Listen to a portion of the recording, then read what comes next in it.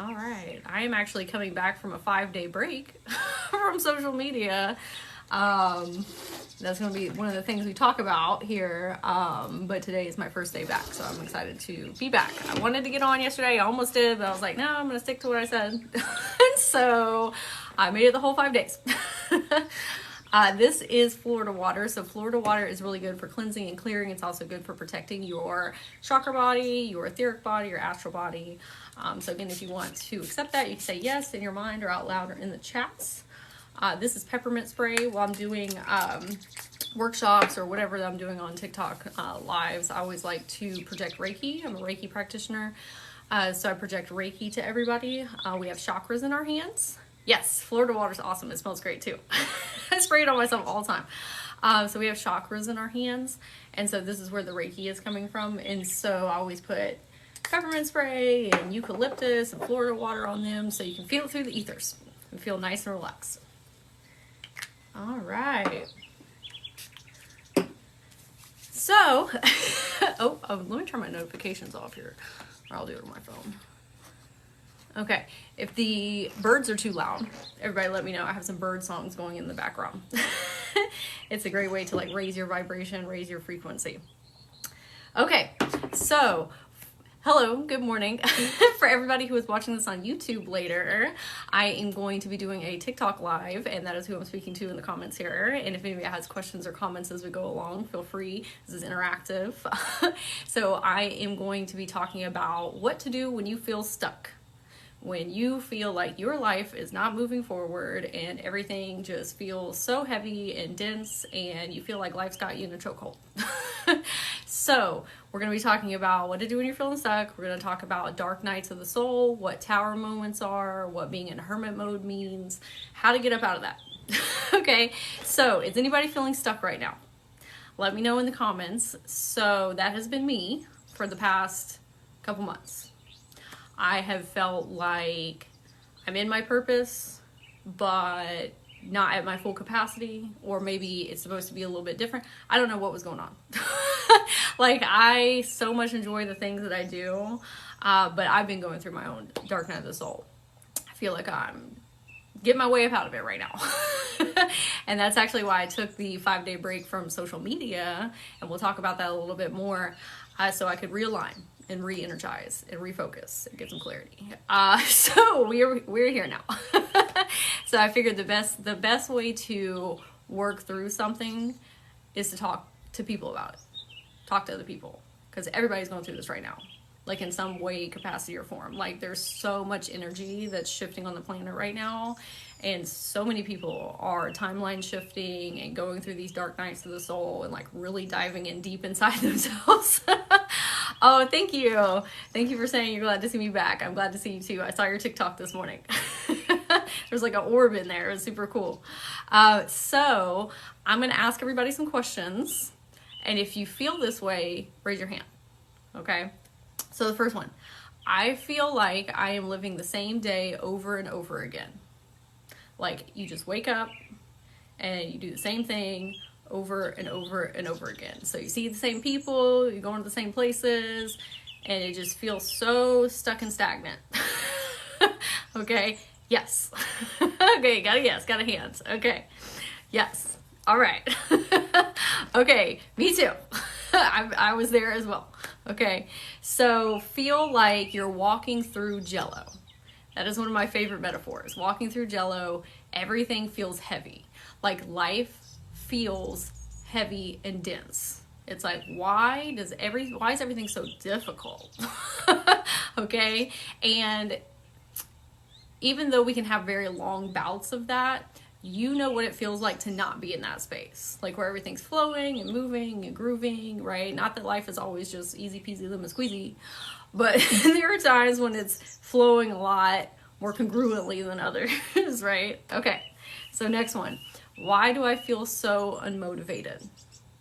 So this is like, I don't want to do anything. I don't know what I want to do. I don't know. Like, it's just very confusing. And you're like, I literally don't know what I should be doing or what I need to be doing. Okay. Like, how is the world still turning? Does everyone not know? Yes.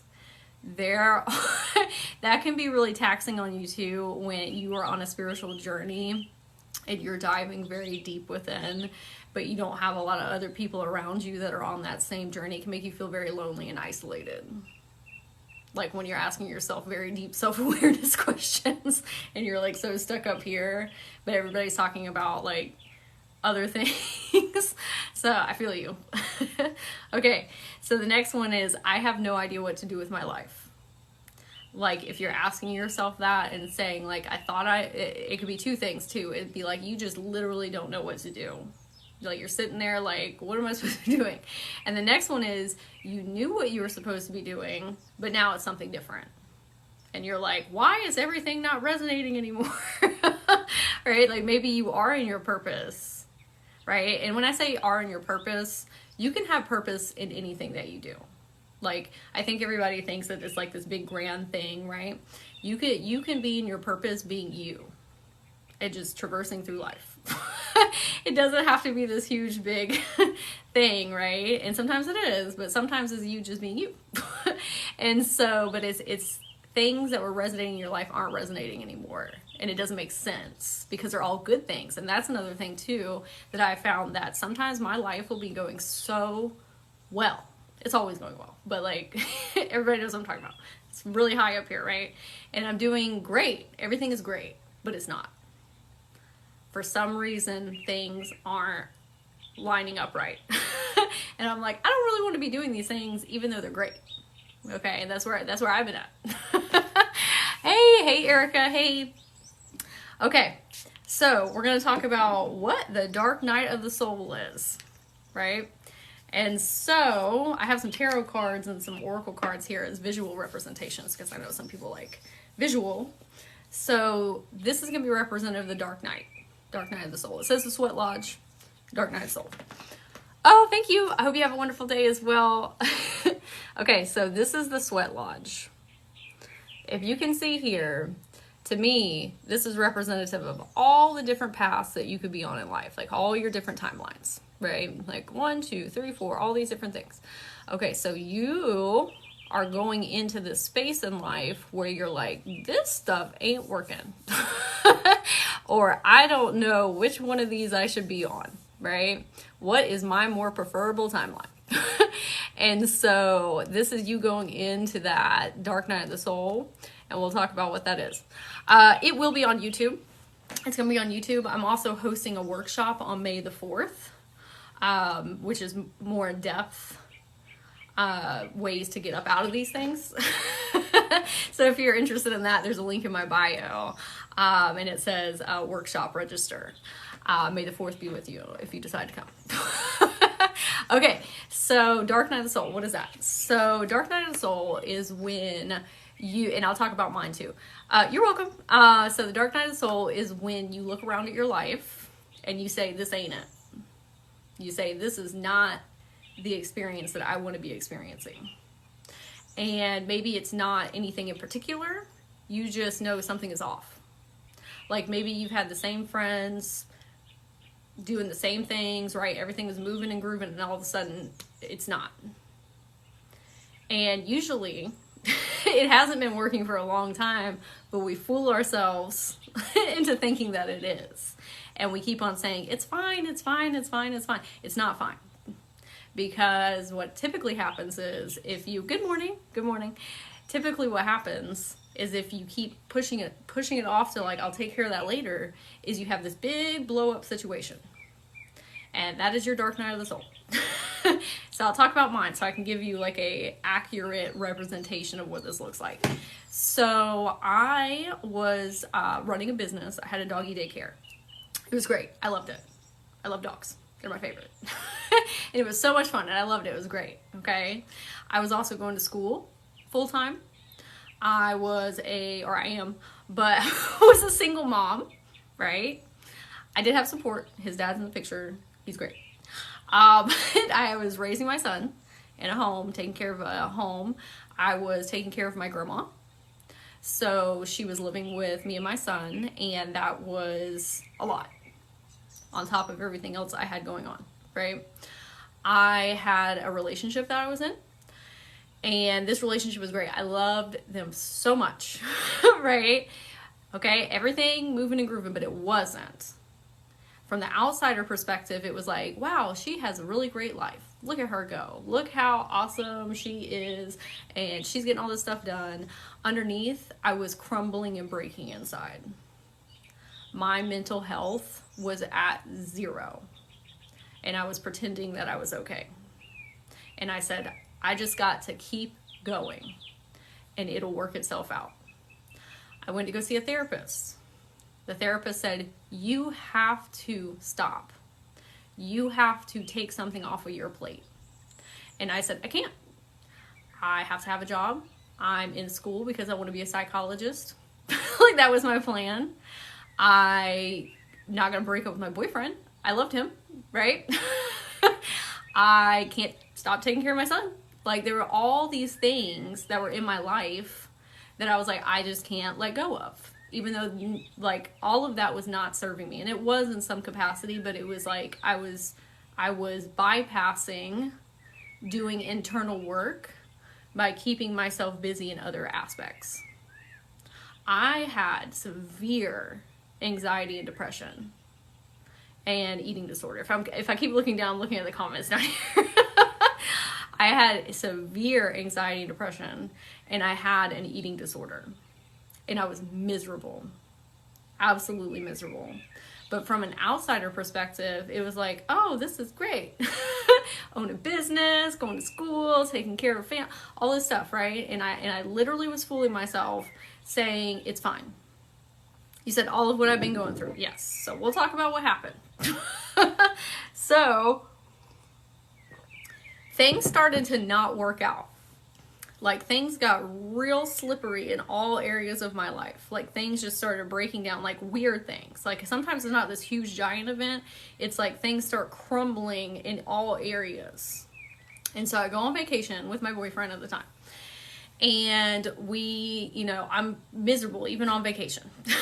Okay. And I go into the bathroom and I am having a breakdown in the bathroom. You seem like you're doing great for yourself now. You got this. Oh, thank you. Thank you.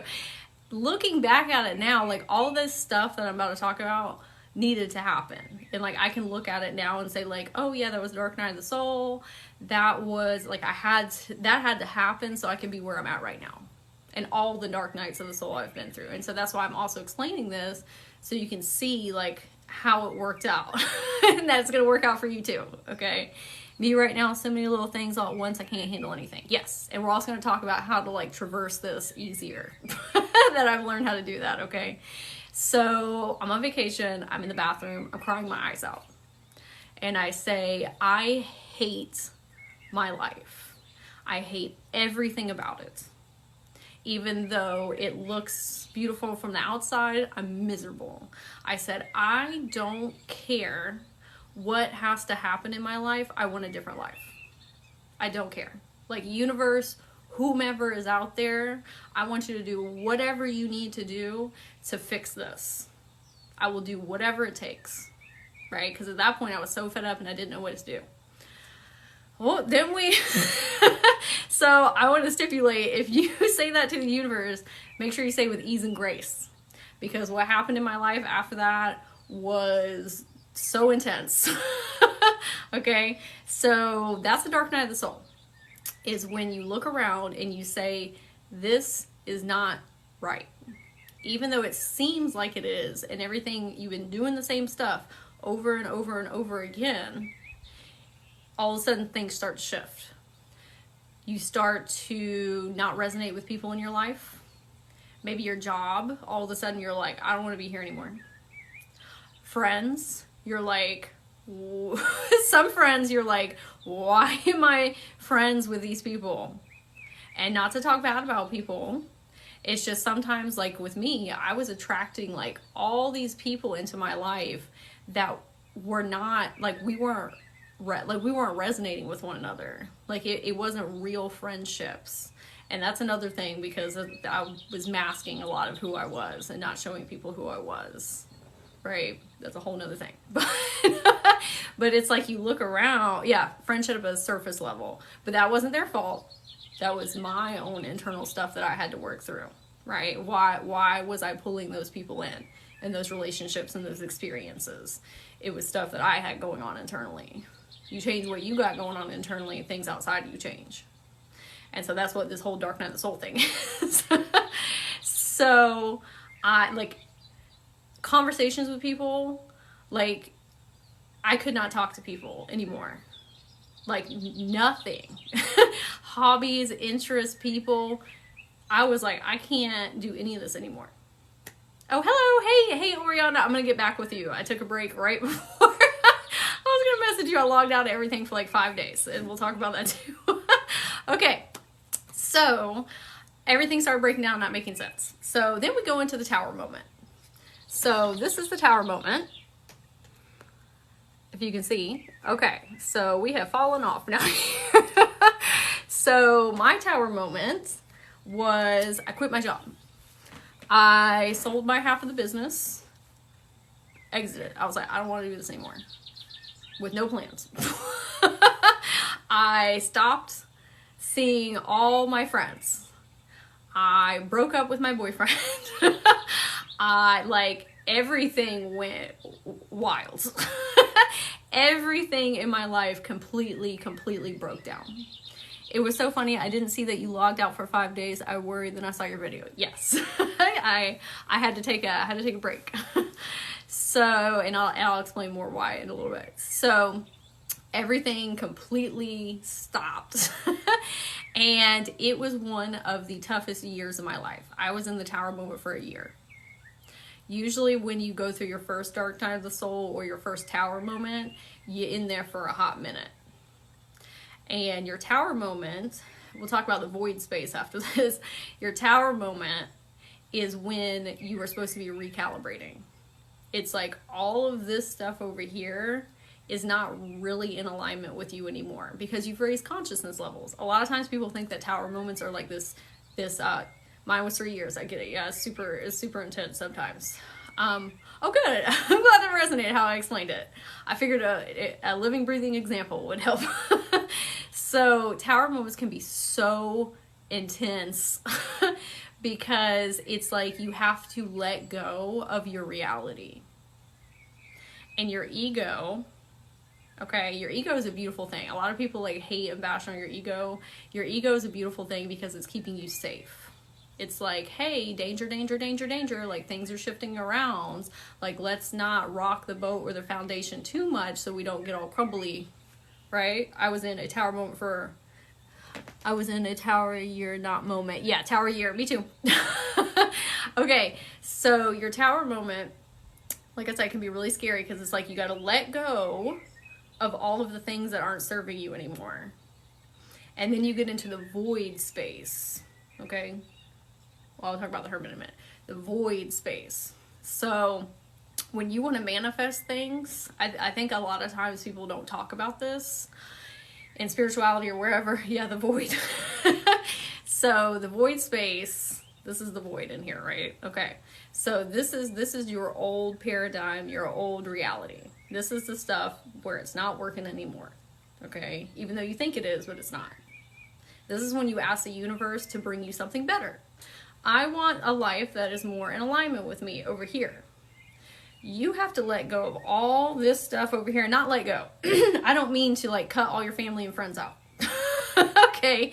This is beliefs that are not serving you. This is relationships that are not serving you. This is jobs that are not serving you. This is, do you want to stay in this paradigm that's not really making you happy? Or do you want to move over here into like beliefs and values and a job that you like and people and passions and interests, right? There's nothing wrong with this. There's absolutely nothing wrong with this. We grow and evolve and things aren't meant to stay the same forever. You are not meant to keep doing the same things forever because then life would be very boring and then you would never grow. And so I don't want you to take away from this like, oh, if I'm in this space right now of going into my dark night of the soul, that means that my life is bad. No, it's not. It means that you are growing and evolving, and you are becoming the new you, which is great. Dark Night of the Souls and Tower Moments and Hermit Mode and the Void all sound really scary. It's a beautiful experience because it means that you are turning into your higher self. You are moving into the next stage of life, into your next cycle, the higher, greater version of yourself, right? You're already great, but you're going up through life, right? And when you become your higher self, now there's a new higher self that you're working towards. But you are growing and evolving, and it's great. So sometimes we need that perspective shift. It is a beautiful thing when you're on the other side of it and you can look back and say, oh yeah, that's why it needed to happen, right? I had to get my life organized. I needed 2 years, learn lessons, and I'm slowly progressing in a way that I need to. Yes, and we'll talk about organization because that's definitely helped me as well. So when you're in the void space and you want to manifest, you get in this space where you let go of everything, but everything hasn't come in yet. The reason that happens is because you have to find yourself. You have to get in your own energy. Oh, thank you for saying I have great energy. Speaking of energy, you have to get in your own energy and be with yourself to figure out who you are again. You knew who you were in that old reality. You don't know who you are in the new one. And your ego doesn't like that. It says that's scary. Who are we, right? That's a big question that comes up, like, who am I when you're in that void space? You knew who you used to be, and you're not quite who you're gonna be. It's like, who am I? That's that void space, right? I was in the void space for a year. It was one of the loneliest years of my life because I let go of every single friend in my life. I'm not telling you to do that. That is my journey because the friends that I had were not in resonance with me anymore. I spent so much time by myself, but I needed that because I had been masking for so long and telling people it's fine, and doing stuff for other people and overgiving and burning myself out to max capacity that my body had to have that break. And when the soul is explored, certain stuff should not go. Yeah, I'm excited to hear the rest of this. Okay, I'm glad you're excited to hear. So I had to have that because my greatest fear in life was being alone. That was my greatest fear.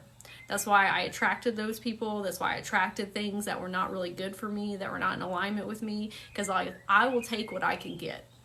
It doesn't matter if it's good for me or not, or if it's in alignment with me. I will take what I can get because I'm so afraid of being alone. And you know what happened? It made it worse. It made it so much worse because now I have facadal things around me that aren't real. And it was making me so anxious and so depressed because I was like, nobody understands me. Nobody gets me. Why do I, not connect with these jobs that I have? Why does everything feel fake? It's because I was being fake because I was afraid of being alone. But in that loneliness, I was making myself lonelier. And so when I, when I took that year, this is called Hermit Mode. Okay? This is Hermit. So this is when you go into the void space to find out who you are, and you are finding the light. You're finding the way out, right? And so I had to face my greatest fear. And I know that, and we'll talk about soul contracts, but I know on my soul contracts, I signed up for all of those things to happen. Even though I didn't know it at the time and I didn't know what soul contracts were, but looking back now, it's like I did all of that to get me to where I'm sitting right now. My life would have looked completely different if I had stayed on that path that I was on. And it took some massive changes in my life to get me on this path. And not everybody experiences this. I don't want to scare you and say like, hey, you're going to have to quit your job and lose all your friends, all this stuff. I am the type of person who makes major shifts all at one time. Not all the time. Sometimes I micro shift, and we'll talk about that. But that's how I function. I'm an Aquarius too. So I'm all in. Okay. Just starting to get back to who I am now. Yes. Sometimes it takes a while. It took me a year. It took me a year of not being around people and being by myself and being alone. I couldn't be by myself. I was so anxious and catastrophized everything, and like couldn't be by myself because I hated myself. Like, I'll just be very honest and very blunt. I don't even like using that word now, but I hated myself. Like, I had zero self-confidence, zero self-esteem. Like, it was just, and it wasn't my fault necessarily, because I experienced like tons of trauma when I was a kid. And it's not my fault that stuff happened, but I was bypassing my responsibility to change myself and to get help and to help myself. And so with that, I had to take myself away from everybody. And literally force myself to be with my thoughts, right? After that year, and I'm not saying that it completely changed who I was, but it was very drastic. I love being by myself now. And not by myself. Like, I love being around friends and family and all those things. I enjoy so much being with myself and my own thoughts and my own energy, because doing that gives you power over your own energy body. It's like, I was having such a difficult time functioning in society. I was having such a difficult time. I was homeschooled until 9th grade, and then I went into high school and I had zero social skills, like zero. I grew up in a extremely religious household. My grandfather who raised me was a preacher. And so my view of the world was so constricted. And I had zero social skills. So it was very difficult for me to function. I had so much social anxiety. And it wasn't until I took that break for like a year that I found myself, and I was like, oh, I am awesome. Like, just how I am. And now I know how to better handle my energy. Right? And then I found the things that I love to do, and I found that I love myself. So even though when I was in that tower moment, it was so hard. I was crying every single day, and I was like, what did I do to myself? And I was so angry at the universe. I said, why would you do this to me? Like, this is not what I asked for. And I think a lot of times people get in that spot and they're like, I asked for a better life, and now it's crumbling and it's getting worse. It's not actually getting worse. Oh, can you see my shirt? It's got a bunch of like herbs on it. Funny story, I went to Disney World and I wore this shirt, and this older gentleman, he was like, what type of herbs are those? He was like, are those magic herbs? And I was like, no, sir. These are just regular herbs. What was I saying? Okay. It sometimes feels like you are getting so much worse in your tower moment. But what's happening is it's clearing out all of the stuff that's not in alignment with you anymore. But your ego is trying to grit down like tooth and nail to keep you safe and keep you in that old reality and that paradigm. And you have to overpower your ego sometimes and say, like, this stuff is not working for me. I don't want that. And I know you're scared, and I know this sucks right now. It's going to be so much better on the other side. And it was for me. Every single time I have gone through a dark night of the soul or tower moment, when you're in it, it seems miserable. But when you're on the other side of it, you're like, oh, I see. The more you go through them, and I don't want to make it sound like this is a one-time thing, because it's happened to me several times.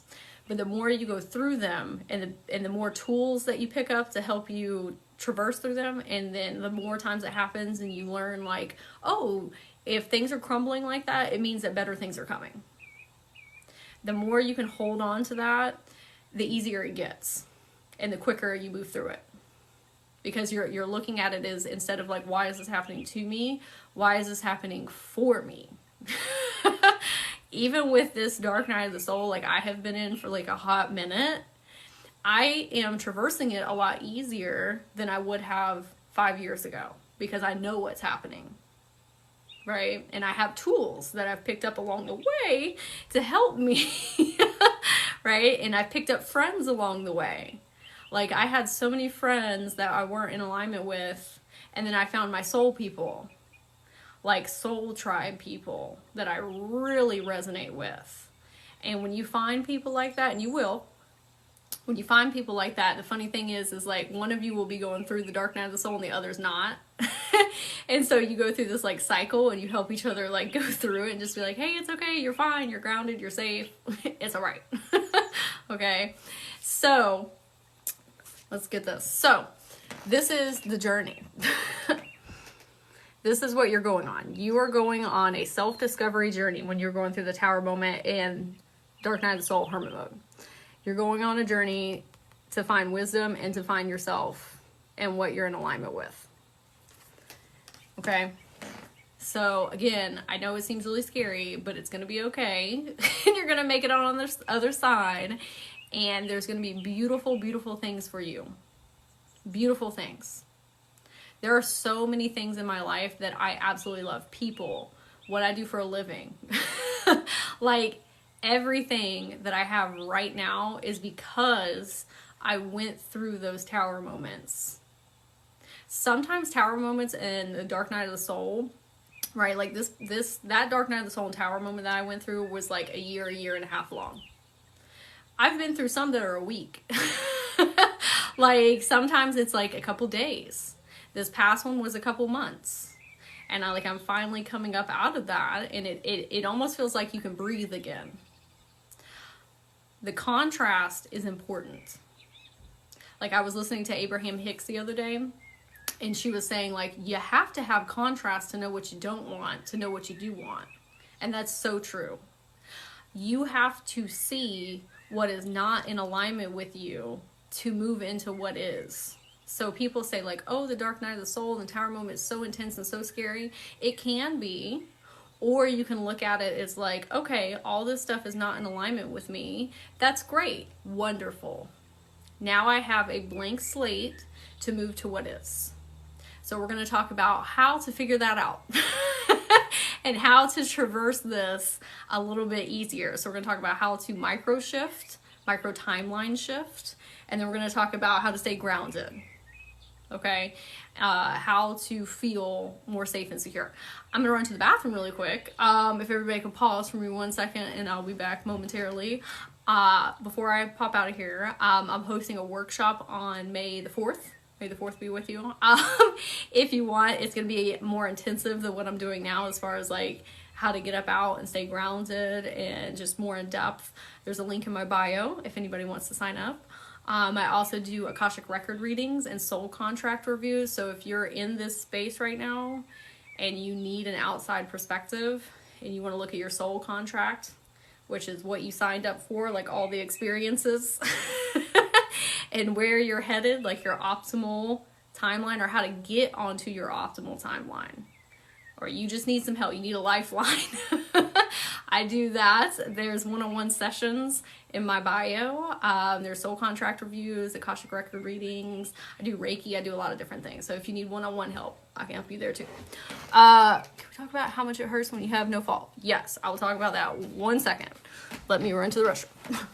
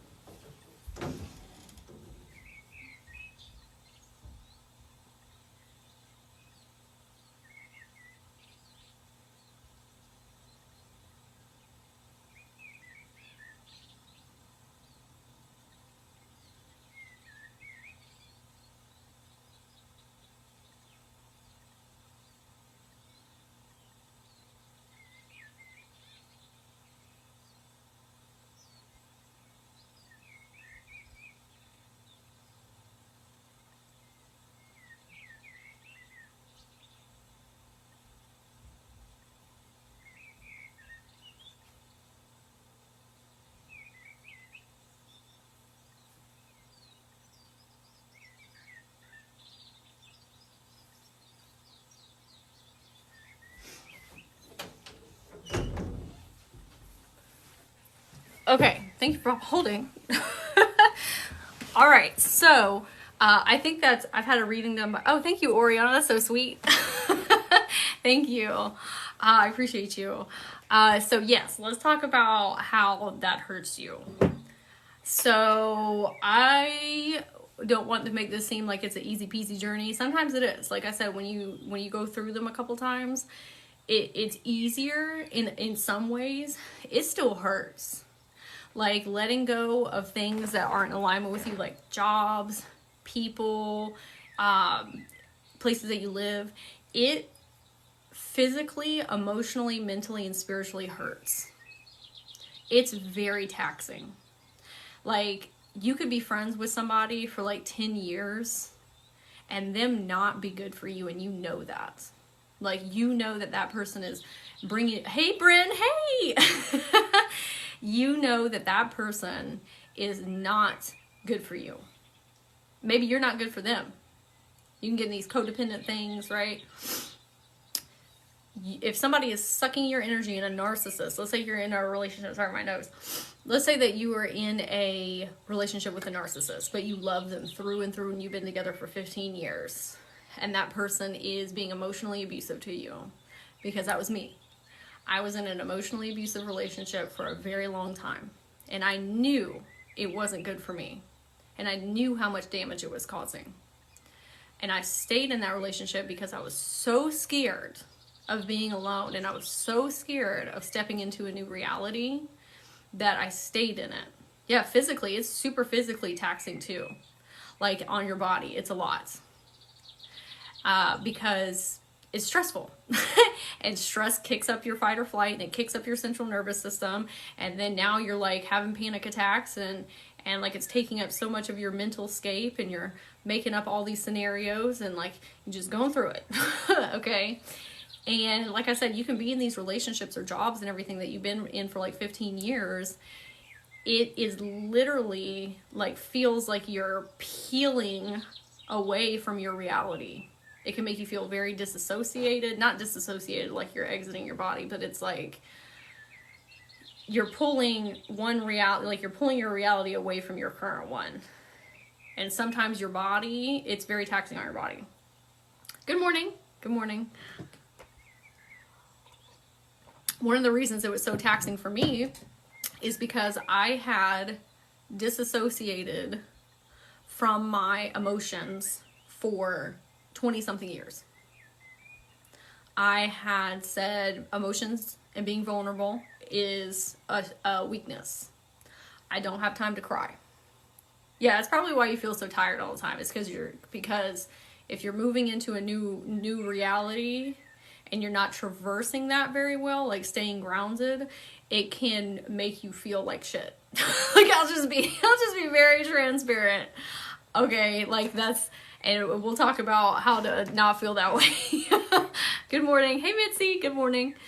And so what was I saying? Okay, so I had been disassociating from my emotions for so long and saying like, I don't have time to feel that. I didn't even know what it meant to feel your emotions. Like I'm an Aquarius and I'm very like up here, right?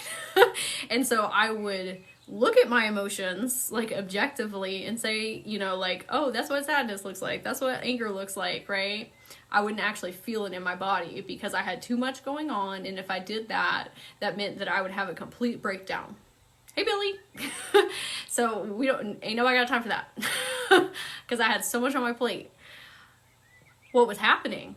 And now that I'm on the other side of it and have gotten more into like energy healing and like working with your chakras, what happens when you disassociate from your emotions and you're stressed out all the time 24/7 is that it wrecks your emotional body, physical body, spiritual body, mental body, because stress doesn't just go away.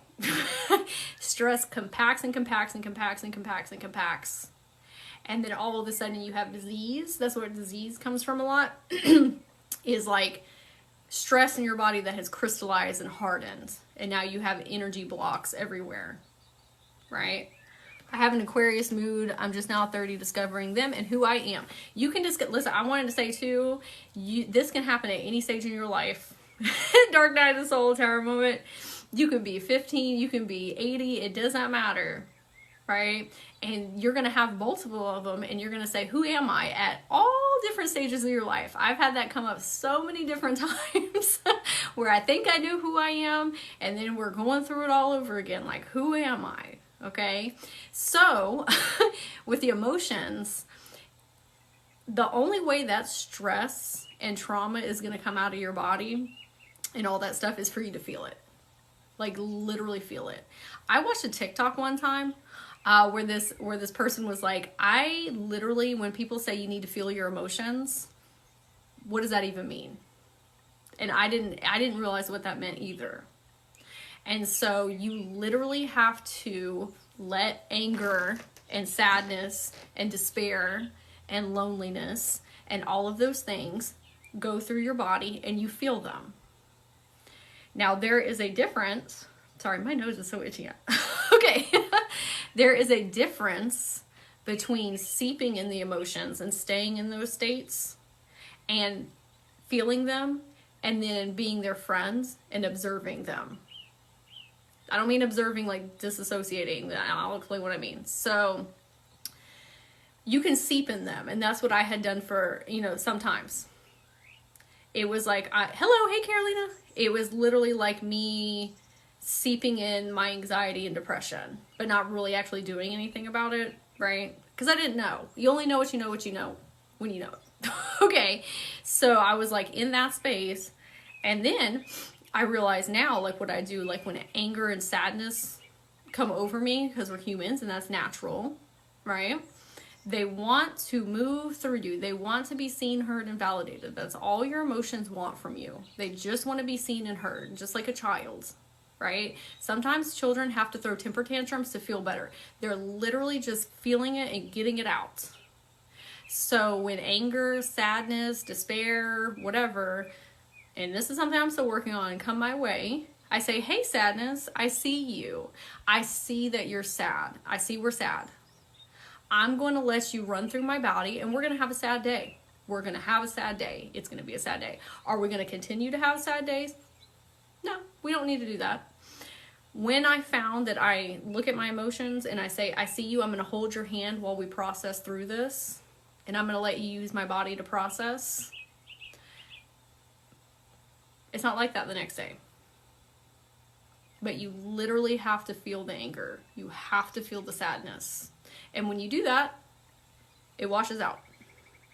When you don't do that and you're observing it instead, or you're saying, I'll take care of that later, or nobody has time for that, or I don't want to cry, it just hardens and crystallizes in your body. And then everything outside in your reality gets really wonky and it makes life dense. Those lower, they're not vibe lower, they're just lower emotions are dense. They're very, very dense. And so it makes you dense, because not like dense, but like dense in an energy way. If you want to be like feeling light and airy and traversing through life with ease and grace and just moving, right, easily, you gotta feel your emotions. That is what is making you feel dense, right? My emotions come up so strong that it feels like a big horrible ick. Then I just want to rage and let go, all Hulk mode. Yeah, sometimes it can be super intense, like your emotions, like super, super intense. But if you look at them instead and say like, hey, I see you. I see that you're feeling this way. I'm going to hold your hand and we're going to feel this together. And then when we're done feeling that, I'm going to be here for you and we'll talk through it. Right? They end up sticking. So thank you for this. Yeah. I have found in my experience, if you talk to your emotions like that, not from an objective disassociating, like you're going to feel it. But if you feel into the anger and the sadness and you say, it's just going to be one of those days, that's okay. That it's not going to be your life. Like, I think sometimes in spirituality, are you seeing the emotions as an entity? I don't really see them like as an entity necessarily. I see them as, well, I guess entity. Yeah, I didn't want to say entity necessarily because some people take that as a like demonic thing, but we don't even have to get into that. But but I see it as like another version of myself inside of myself. Like that emotion, I just view it as like a piece of myself. Like, this is anger. Why is anger alerting me to something? Right? So I guess you could call it an entity. So I have found that when you speak to them like that, it's easier to let go of the things. But you got to feel it. You got to feel sad. You got to feel angry. And I think in spirituality, sometimes we, you know, get up in these consciousness levels and we're like, oh, we don't want to feel that because that is low vibe. I don't want to go back into anxiety and depression. You're not going to. You are going to let it go. It is not going to be your life. You are in a different consciousness level. You're not the same person that you were before. Like if you have been real deep down into anxiety and depression, not saying that's not a real thing, not that you can get anxious and depressed again, because you can, but you're not going to be in the same space that you were before. Like even when I have gone through bouts of that, it has never been as intense as where I was at 10, 15 years ago. It's never been that intense. Because I know now that this is not permanent. This is a cycle of life. This is me allowing the emotions to flow through me instead of getting stuck in them. Pushing them away gets you stuck in them. I found that I repress my emotions, so I'm trying to change that. Yeah, sometimes it can be very quick too. Like, I'm definitely stuck. Stephanie, if you feel stuck in your life and you need some help with that and some guidance and clarity, look at my one-on-one healing sessions. I do soul contracts, Akashic record readings, Reiki, like lots of different things to help you see it from an outside perspective with your guides as well. So let's see. One has to do our own work. Yeah. A lot of stuff has been hitting the fan this month. How do I look at the negative stuff in a new light? I realize sometimes that I'm happy. I realize sometimes when I think I'm happy, I just shove my feelings down instead. That was me too. Like, no, I'm good. No, I'm not.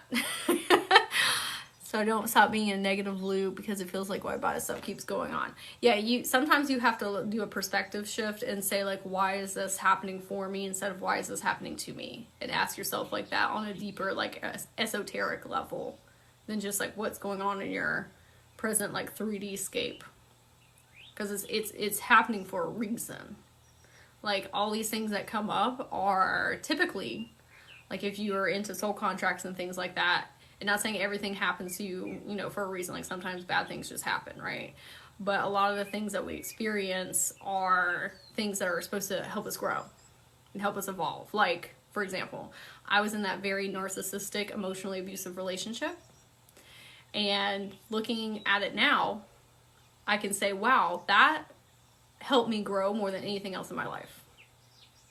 Because it allowed me to find my voice, hold boundaries, not to be a doormat. It really taught me how to be strong. Like, very strong. And not allow those things to overtake me. Okay, so we're going to talk about how to traverse this a little bit easier, okay? So, one, feeling your emotions. Like, that's a huge, huge thing. Like, when you feel sadness coming on, or you feel grief or loneliness, there's a reason they're coming up. They want to be seen, heard, and validated. Feel them and say, I'm going to hold your hand while we feel this together. And it can be, like I said, like in an instant. People think like, oh, I'm going to be sad all day. If you sit down and you have a good cry, like you don't have to cry. Sometimes that's not it, right? Whatever it is for you. Are you angry? Sometimes if you literally sit down and you take 20 minutes and you say, I am going to, like, let's say anger. I've done this before, like with a past version of myself, right? So I could feel her fuming, like so angry and so triggered about something, right? I've done a lot of past version healing, so I have a lot of past versions that I work with. If that's new to you, I have a video on my YouTube about how to do past version healing, or I do that as a session if anybody needs, if that perks your interest. But she was fuming and so angry. And I said, you know what, girl? We're going to sit down for 20 minutes and I'm going to let you scream your lungs out. And I'm going to help you feel that anger. We're going to like really feel into it, right?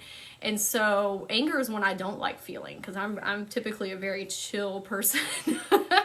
And so I don't get riled up like that a lot. But this was very triggering. And so we sat and like I felt the anger, like my whole entire body was in fight or flight mode and my central nervous system was like kicking up. And I was like, right? And I just experienced it. And then after we went through that, it was like 20 minutes. I said, how are you feeling now? And she said, better. I said, great. I was like, you are seen and heard and validated, and you're okay and you're safe. And I'm really happy that you told me that you needed to feel that. And it was a great experience to have together. And I'm giving you a big hug. And now we're good. Like, and that was it. Like, she just needed that moment to feel those things and get them out. You have to get it out. You can't keep that anger inside because it eats away at your energy. It will literally eat you up. And then you're exhausted and you are tired and you're frustrated, and it's the anger or whatever it is for you that you're suppressing, right? Okay, so let's talk about some positive ways to get out of these things. Okay. So first is staying grounded. Have you ever experienced sadness and extreme happiness at the same time? Sure, I do that all the time. I'll be real sad about things and happy about other things. It's you can have this and that. It's not a this or that. Like, I can be really happy about being a mom and having so much fun with my son and like being out in the sunshine and the light, and then be really sad about some other area of my life. Like, that's just part of life. You can experience multiple different emotions going at the same time. So when I started to connect with my emotions, I was releasing energy like that. Yep. Okay, so staying grounded. So one of the reasons that, I don't know if everybody in here knows, but I took a 5-day break from social media. I completely logged out of TikTok, Instagram, Reddit, like all those things that I'm on, because I was getting, too much dopamine and serotonin from checking my phone every 5 seconds. And I was like fooling myself by saying like, oh, somebody needs something from me, because, you know, like I give resources or whatever to people. And so I was like, oh, I'm helping people. It wasn't. I love helping people, but I was living in a false like belief. I was saying like, oh, I'm helping people. No, it's not. I was getting like dopamine and serotonin from checking my phone every 5 seconds. And that's what happens. And it was like validating too. It's like, oh, people like my content, like they like what I'm doing, right? And like that's true, but the perspective that I was holding was false. It was, I need to be validated for the things that I'm doing, instead of just speaking my truth and living from that. And like it resonating with whomever it resonates with. And so this, like when you're in these spaces, it's a check on yourself of like, what are your real intentions, beliefs, and values, right? Like, why do you do the things that you do? Why are you in these behavioral patterns? Why are you in these behavioral cycles? Why do you keep pulling the same people in? Why do you keep, not same people, but like the same people? Like it's like a cycle of people, like the same person in different bodies. Why do you keep pulling the same bosses? Why do you keep pulling in like the same like experiences that you have every day? Because you're in a behavioral pattern cycle. And when you go through the dark night tower moments, it lifts you out of that so you can look at your life objectively. What is not working? So staying grounded. Sometimes you got to disconnect. Hey, Jess. Hey, good morning. Good to see you. So sometimes you have to disconnect. Sometimes you literally have to disconnect from everything to find yourself. Like I had forgotten about going out on a hike and connecting in with my magic. I do that here in this capacity with like healing people and talking to people and all those things. But then there's this other aspect of me where I draw a lot of magic from the earth. And it lifts my vibration and frequency so I can hear higher dimensions and hear higher frequencies and connect with the unicorns and connect with fairies. And I know this is getting real esoteric woo, but that's okay. But like I have the ability to hear other frequencies and dimensions, and I forgot. And I was fooling myself saying like, oh no, I can still hear it. But I was having to like drag that information from the ethers. when I went out into the forest and I logged out all my social medias, and I've been off of it for like 5 days, and I've been going all these walks and not consuming content. Like, consuming content is great because it helps you learn and grow and helps your knowledge, but then there becomes a point where you're listening to so many other people talk that it is muddling your own truths. And that's what happened to me. I was living other people's like truths and saying other people's truths. And they're all good truths. Like, everything I was saying is beneficial and it's great and it's wonderful, right? It's very helpful. But it wasn't exactly how I wanted to say things to people, and I could feel it, but I kept on pushing it under the rug. I was like, no, what I'm saying is great. What I'm saying is great. What I'm saying is great. It wasn't exactly in alignment. I love hearing about it. Shows that I can do it too. Keep telling us your stories. Okay, Mitzi, I'm glad it's resonating. And that's why I like telling stories like that, because it's more, it resonates different when you're hearing somebody's personal experience. And that, you know, that happens to everybody. Being outside is our ability to tap in, yes. And so I had to stop consuming content, stop checking my phone every second, go connect with myself again. And that means like pulling the plug for a little while, right? And so when I went out into the forest, I went on a walk yesterday, like, and stopped listening to other people's content, checking my phone, all those things. I was like, oh, wow, I have been living in this very dense frequency for the past couple months. And I thought that everything was going okay, but it wasn't. It was me living in this false, like, paradigm reality. And now, looking at it on the other side, though, my guides were like, you did this to yourself so you could help other people through their dark nights of the soul. Like, I literally drug myself through another dark night of the soul and put myself in that paradigm so that I could have this chat right now. And what I'm going to start working on for this next cycle in this season. So sometimes that happens too. Like, sometimes if you're a healer or a teacher or a guide or whatever it is that you know you do, sometimes you'll put yourself through situations so that you can help people on the other side of it. Because experience is the best teacher. I have found. And that is what I signed up for on my soul contract, is let's go through all these like wild different experiences so we can help people, you know, with it. So when I disconnected to reconnect in, everything opened up. It was like I could breathe. It was like, oh, I forgot how easy it is to read other frequencies and dimensions and receive guidance and get downloads and talk to my guides. I felt like I had been cut off from my guides. Like, I know they're there and they were talking to me, and I talked to other people's guides, but I didn't realize how big of a filter there had been. And it literally took me logging out all my social medias, going outside, and like, oh yeah, I haven't been taking care of myself. I have been overgiving. I have been participating in relationships that are not equal energy exchanges.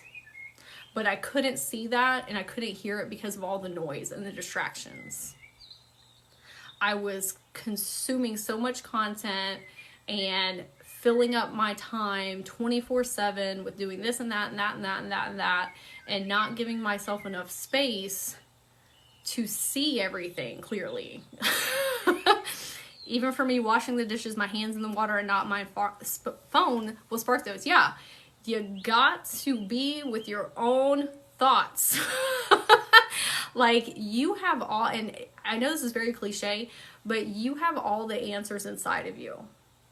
Like, when I went out into the woods and I opened up my own Akashic Records, and I opened up and looked at my own soul contract, I was like, I see this clear as day. I can read everything that's on my soul contract. And for the last couple months, I couldn't see it at all. I literally couldn't see it. And my guides kept on saying, you got to take a break. You got to take a break. And I was like, it's fine. It's fine. It's fine. It's fine. I'm helping people. I'm doing this. I'm doing that, you know, whatever. And I had fooled myself thinking that I was doing self-care and all these things. And I wasn't. I was living in a false paradigm reality, but I needed to do it. Like, It was my choice to do that, right? And looking back at my soul contract, when I got that perspective clarity from unplugging, it was like, you chose to do this. You chose to drag yourself through these dense frequencies so that when you come out on the other side, you can show people like, hey, this is what's going on. Right? And like I said, sometimes experience is the best teacher. So anyway, so unplugging, like that is so important. Like you have to be with your own thoughts. Sometimes that means not spending as much time with your friends and having alone time. Sometimes that means getting off of social media. Sometimes that means not looking at TED Talks 24/7, like me. Okay.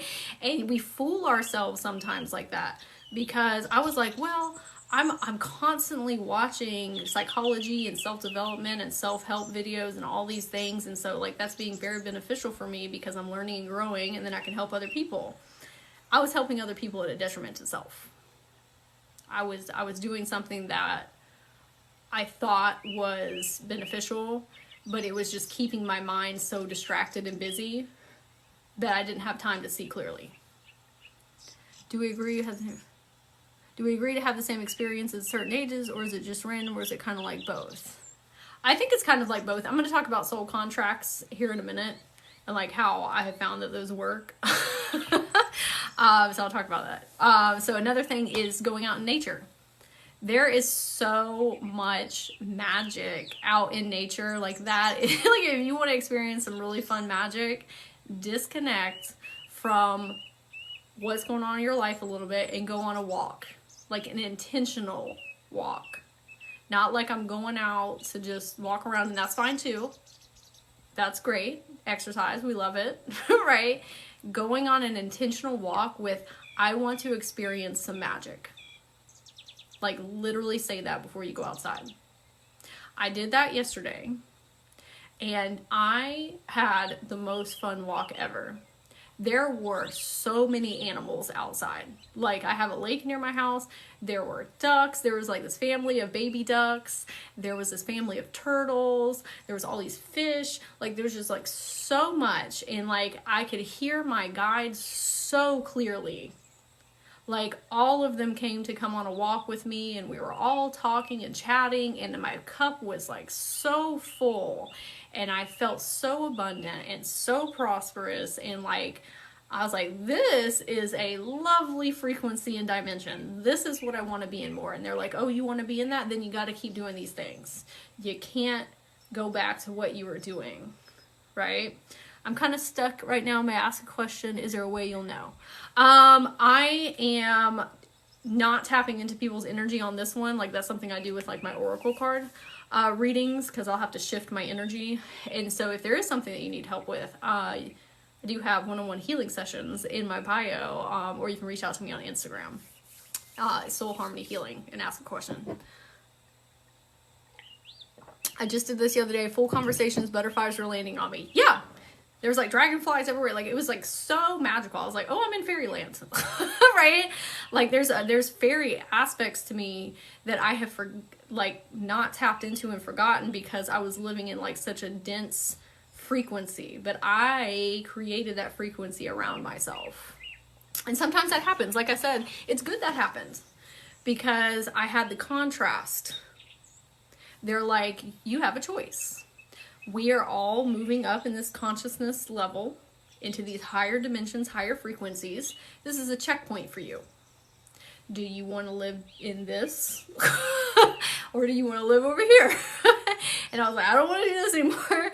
Let's do this, right? But they're like, if you want to do this, then you got to keep doing the things that keep you in this vibration, this frequency. And this has happened multiple times in my life. Multiple times. And it's like I forget. We always forget. We always forget. I like everything's going smoothly, fine, great, and then I move up into a different consciousness level or a different space in life, and then I'm like, look back and I'm like, what was I doing? Right? But you don't know while you're in it. How do I figure out what to do with my life? Like everything I'm doing, but also nothing. We're gonna talk about that too. I'm also hosting a workshop on May the 4th. There's a link in my bio, and we're going to talk more in depth about things. And then if you want a one-on-one session, I can help you with those things as well. Oh, hey, Josie. Hey. Oh, I need to get in touch with you. Erin, let me know. Okay. So I have received 5 feathers in the past 5 days. I know my guides are talking to me. Yay! We love to see feathers. I saw a couple feathers out yesterday. Just don't know what they're trying to say. Oftentimes when your guides are sending you things like that, like it's letting you know they're there. Like when I was first on my spiritual journey, I was like so like trying to research everything all the time. Like, what do all these numbers mean? What do all these symbols mean? And like, that's great. Like, I'm not saying don't do that. But I realize that like now when I see those things, I know that it's like I'm on the right path and my guides are there and they're letting me know. So it's just like, hey, we're here. You're doing a good job. You're on the right path. We're okay. Okay. When I stop seeing the signs and synchronicities, something is askew. And so that's been me for the past like couple weeks, months, is I haven't been seeing things as much. Right. And sometimes your guides do that though, because you're getting codependent on them, but that's another chat. Okay. So stretching, dancing, those have significantly helped me. When you are up here and you're in your mind space and you have so many thoughts racing that you can't even like think, right? You have to get into your body. Excuse me. You have to get into your body. You are disassociating from your body. You are not wanting to feel what is going on in your body, so you're up here instead of in here or in here. When you do things like dancing and stretching, like I do 20-minute stretching on YouTube. And sometimes I'll go too many days, and then my body's like, what are you doing? And then I get back to it, and I'm like, dang, why wasn't I doing this the last 3 or 5 days? Throat chakra knows you're speaking the truth. Yeah, sometimes like, it gets like, here we go. So it's like, what have you been doing? Why haven't you been doing this? Your stress does not just exit your body. Stress hormones stay in your body. And so if you have let's say that you get a email in the morning time from your boss, that is like not fun. Okay. And then your central nervous system gets activated and now you're in fight or flight mode and you're stressed out. That stuff doesn't just go away. Now you have a bad day. Like it really skews your perception of your reality in life. And now you're living from a stressed out experience. So your day, everything around you is going to be more constricted because of stress hormones are flowing through your body. If you can literally, okay, when you feel like that your central nervous system, and everybody knows what I'm talking about, when you get like, if you can literally stop what you're doing for 5 or 10 minutes and do some stretching or do jumping jacks or throw on some music and dance around, the stress hormones come out of your body. And a lot of people say, well, I like to go on walks to help. Walks are great. They're a way to like clear your mind. Stress hormones don't come out that way though. You have to do something that elevates your heart rate some. Like if you're going on a brisk walk, like you're really moving, okay, that can do it. But if you're going on like a easy peasy lemon squeezy walk, like that's not going to elevate your heart rate enough for that stuff to come out. If you get in an argument before you start your day with somebody, let's say your boyfriend, right? Instead of letting that overtake your whole entire day, do 30 jumping jacks. It will make you feel so much better. Even shaking your body, just jumping and shaking your arms will help. Yeah, like literally like doing this like 20 times, right? Like you gotta move your body around to break up the crystallization that's trying to happen. Your emotions and that stress is hardening in your body. And so you have to break it up. Okay. Yes, dance like no one's watching is the best. Yes. Throw on, like I love to throw on EDM music and dance for like 10 minutes. I feel so much better afterwards. But our ego is like, how is that going to help me? Sometimes you got to override your ego and say like, we're going to do it. Okay. Because I know it'll make me feel better. Like I don't always like working out. And I'm not saying you have to work out, but like I don't always like working out, and I have to say I'm gonna feel better afterwards. Like it's gonna suck to start, but if I can just do it for 5 minutes, then once you get that forward movement, then you're already in it. If you can do anything for 5 minutes, like cleaning your house, if you set a 5-minute timer to clean your house, you can keep going because you're already in the forward movement. Like you're already there. Like you just keep going, okay? Does walking help too? Yeah, that's what I'm saying. Walking, I'm not saying not to walk. Walking is great. Walking is a beautiful way to experience that magic out in nature and reconnect in and clear your mind. Stress hormones, though, need some way to elevate your heart rate to come out. So maybe that's you walking a little bit quicker or doing those jumping jacks or throwing your arms around or whatever it is for you, but you got to get your heart rate up a little bit. Okay. The next one, like I said, unplugging, exercise. Exercise is really great. Exercise does not have to be you dead weightlifting. Exercise can, like for me, I get way more out of finding a 20-minute dance video on YouTube than I do going to the gym. And sometimes I do, right? But like that for me is much more beneficial for my spirit and my soul and my body and my emotions. And so that's what works for me. You got to find what works for you. Sometimes it's like going out on a boat and doing some rowing, like kayaking. Like exercise doesn't have to be what society like tells you it is. It can be what it's for you. Maybe it's rollerblading. Maybe it's going out on your skates for 30 minutes, right? Like do what works for you. Find something that gets your heart rate up a little bit. Okay. Guides. Speaking with your guides. I need to do a live about that. But speaking with your guides, they can help you through these dark nights of the soul. Find you some guides. People are like always like, not people are always like, but I find a lot of times people are like, I can't hear my guides. I don't know who they are. Pick them. Like literally pick them. I have picked a lot of my guides that I work with. And I have other guides, right, that are always with me, you know, but I have specific ones that I work with for specific things. Like yesterday, I was doing some yoga with a friend, and we were doing root chakra yoga, and my root chakra was like freaking out. It was like I could visually like see it rocking, and I was like, whoa. And I immediately called in Ganesh. Ganesh is the remover of obstacles. And I said, can you come help me? And he did. He helped me soothe and settle everything down. There are so many guides out there, and a lot of people are like, I don't know which one to pick. Okay. You can just look up a list of guides, right? They all have, they're like friends that you can call, like phone a friend, like call in support. Like there's Kali, there's Green Tara, there's Mother Mary, there's Buddha, like there's all these different people that specialize in different things, just like your friends do.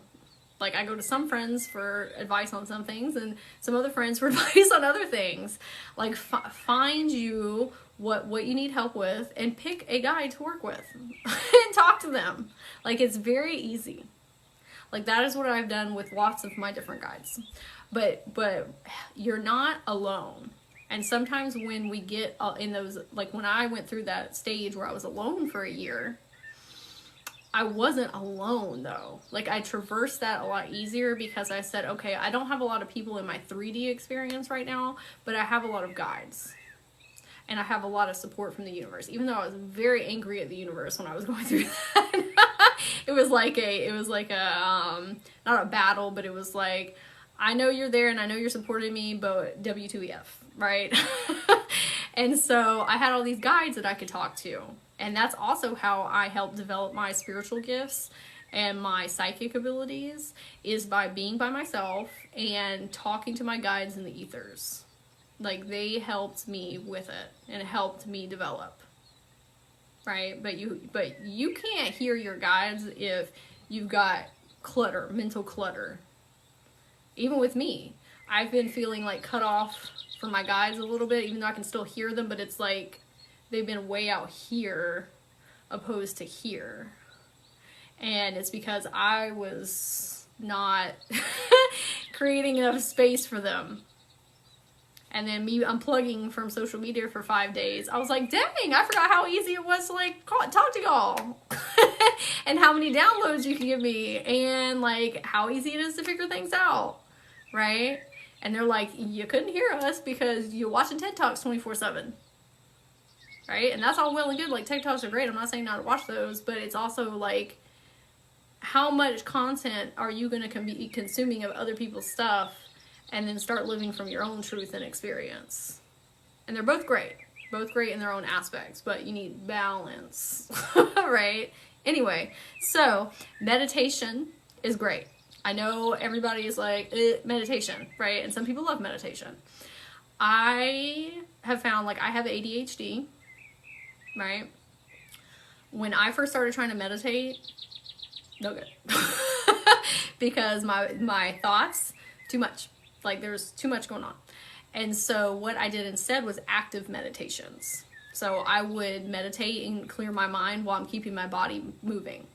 So that might be you washing the dishes and like really focusing in on what you're doing to clear up here.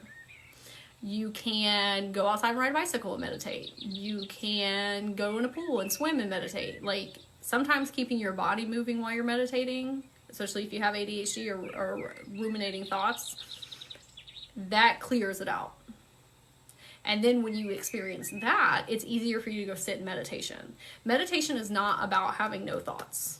I just want to say that for everybody that's like new to meditation, it's not about not having thoughts. You're going to have the thoughts. You are absolutely going to have the thoughts.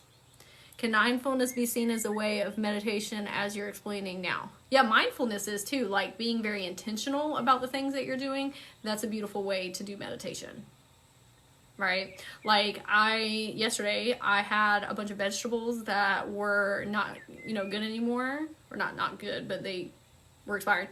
And so I took them outside and I was very intentional about returning them back to the earth and saying like a prayer, like, I hope the bugs find this, the ones that want it, like all this stuff. And like that's a way of meditation, of like connecting in to self and with nature. Like that's meditation. So like yesterday when I was doing yoga with my friend, we were doing these very long intensive stretches and my mind was like racing. I was thinking about this, what I'm doing right now. I was like, what am I going to talk about tomorrow? What am I going to say? All these things, right? And I had, like, meditation is about learning that you are the observer of your thoughts. You are the observer. You are not your thoughts. If you can hold a thought in your mind, like, I am unworthy, okay? And then you pull back from it and you say, I'm not aligned with that. That means that you're not your thoughts. If you can look at your thoughts, that means you're not them. And so, like, yesterday, I was in that rabbit hole loop of, I am my thoughts. Like, I'm living, breathing this experience. I said, whoa, we're doing yoga right now. We're not doing that. We are not doing that. We are not doing work right now. We're focusing on ourselves and our body and our mind and our spirit.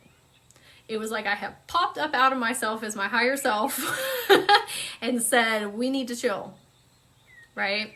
That's what meditation is. It is saying, I'm not my thoughts, and let's redirect to peace and serenity, right? Let's let go of reality and what's going on to focus on this moment right now. And then another thought comes in, and then you do it again. And then another thought comes in, and you do it again. And then what happens is the space in between those gets longer. Like, I'll have a thought, and then I got to redirect, and then I'll have a thought, and then I got to redirect, and then a thought, and then I got to redirect, but it gets quicker, right? And so eventually you can get to where you have longer spaces. It's a muscle that you have to build. It's literally a muscle, and it takes practice. Okay, I know if I went a long tangent on meditation. So I'm going to talk about how, a moment of clarity that I had from this disconnection period. So, like, manifesting and abundance and prosperity is something that I continuously work on. Do you know how to get rid of one intrusive thought that keeps occurring and it's awful?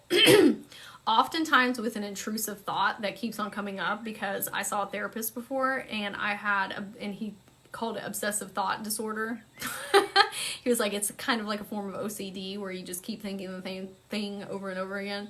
So with an intrusive thought, it's something, there's a root underneath that. Like, this is the thought, but there's layers to that, and you haven't found the root yet. And so one way that you can do that is to say, why am I feeling this way? Why am I feeling this way? Why am I feeling this way? And like, keep on going back. And I'm actually going to give an example about that now. So you have to keep asking yourself, why am I feeling this way? Why am I feeling this way? Why am I feeling this way? The intrusive thought, there's a root to it that you have not found yet. If you need help with that, let me know. We can figure it out. Sometimes you got to have an outsider perspective to look at things, right? Like, sometimes you're so immersed in your situation, you literally can't see what's going on. So abundance and prosperity is something that I'm always working on. I had some very deep rooted self-limiting beliefs. As a child, I was always told money is the root of all evil. If you're rich, that means you're a bad person. Heaven is what is meant for you to be rich and prosperous, right? Like, all these really intense things. And when you hear that stuff as a kid, what happens is it gets really deep rooted into your subconscious, and then you start living and breathing that experience outside of you into your reality. And then you get into adulthood, and it's like, well, I know consciously that that's not true. Like, I know that, like, it's like the universe wants me to be abundant and prosperous. Like, I even had a conversation with Jesus. Like, he's one of my guides. Even though I'm not in the church anymore, like, I still love him. He's a cool dude, right? So he was like, I'm not going to tell you to do something that, you know, I want you to be happy. I don't want you to be in lack mentality and be, you know, not abundant. Like, that's not, nobody's asking you to do that. Okay. You being abundant and prosperous helps other people be abundant and prosperous, and helps the whole collective grow into abundance and prosperity. Like, there, you have so much guilt and shame around those things. And it's not my fault. Like, all that stuff happened when I was a kid. But you have to go back in and talk to the kid version of yourself. Your logic brain, your adult brain, knows that stuff's not real, but it's your subconscious, that stuff in the past, that is pushing forward to your current experience. Right? That's why everybody talks about, you gotta reprogram your subconscious. You gotta work with your subconscious. Like, that's true. Right? So that's something that I have worked on, and that's something I do. Like, if you need help with that, past version healing, and we go back and talk to those past versions and help them heal through those energetic timestamps. So I will give you an example. This is something that was really blew my mind. So, like I said, abundance and prosperity is something I've always worked on. And I was watching this lady on YouTube, this woman. Her name is Roxy Talks. She's great. She is a manifesting coach, mindset coach. And she said, you know, sometimes you can have a very clean home. Like me, I have a very clean, tidy home. That's your thoughts. You have done so much shadow work around your self-limiting beliefs, right? And you're like, I know that I deserve to be prosperous and abundant, okay?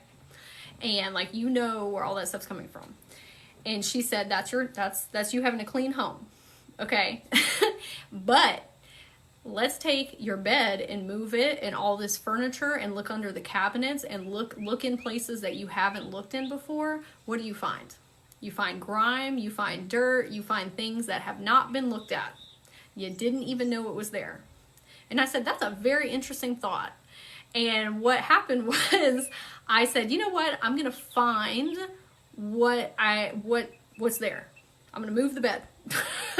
So I went on Google and I found some journal prompts about money and abundance and prosperity. And one of the questions is, what is the first memory that you have of money? Like, just in general. And I, logic conscious, thought about my grandparents and like this whole experience that I had already worked through. And I was like, I'm not going to go with that. I'm going to go with the very first thing that pops in my mind. So when I was like 5 or 6, my mom took me to the pet store. and there was a hamster there, and I said, oh, I want that hamster. I loved animals so much, and I still do. Like, they're my favorite. Okay. So I said, I want this hamster. And I just fell in love with it. And I said, Mom, can I get this hamster? And she said, no. And I can't remember if she said we don't have enough money, but I was also very intuitive. So like I knew like we just didn't anyway, right? And she said, I can't do that right now. And I broke down in tears. And it really really like made me so sad because I wanted this hamster so bad. Like, it was like my dream to have this hamster. And I know like 5 or 6 year old, you can't always have what you want, but like a 5 or 6 year old mind, it was like, I love this hamster. Why can't I have this? Right? It made me so upset. And so months go by, right? Whatever. So I go back in to talk to this version of myself, and I was like, hey, I didn't know you were still upset about that. She was like, yeah, I never got my hamster. And I said, hold on. I said, Mom got us a hamster a couple months later. I was like, don't you remember that hamster? And she was like, I didn't know. And I said, yeah. And then I went through the memories with her of like the hamster that we had. It was like this cute little tiny hamster. It had this cute home and everything. And we loved him so much. And she was like, I didn't know. And I was like, yeah, that's because sometimes that version of yourself is still living that experience and caught in that memory, in that timestamp. And I said, and on top of that, I said, me and my son also got 2 hamsters. Their names are Raphael and Leonardo. And I said, we had 2 other hamsters and we loved them. They were so fun and so awesome. One of them was like really giant. It was like this big. And I said, we've had 3 hamsters since then. I said, this is to show you like sometimes we don't get what we want in that moment, but that doesn't mean that it's not coming. Sometimes it's not time. Maybe that hamster was not meant for us. Maybe that hamster was meant for a different family. Maybe the hamster that came to us a couple months later, that was the hamster that was meant for us. Right? And I said, we had more hamsters. We had even more hamsters than we wanted in the first place. We wanted 1 hamster. We ended up with 3 hamsters. Abundance and prosperity, right? And I said, sometimes you don't get what you want in that exact moment, but you know that it's coming for you.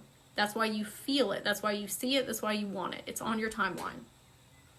It will come to you. Maybe it's just not the right time. Maybe you're not ready. Maybe that's not for you yet, right? And so, let me take some water because I'll be talking.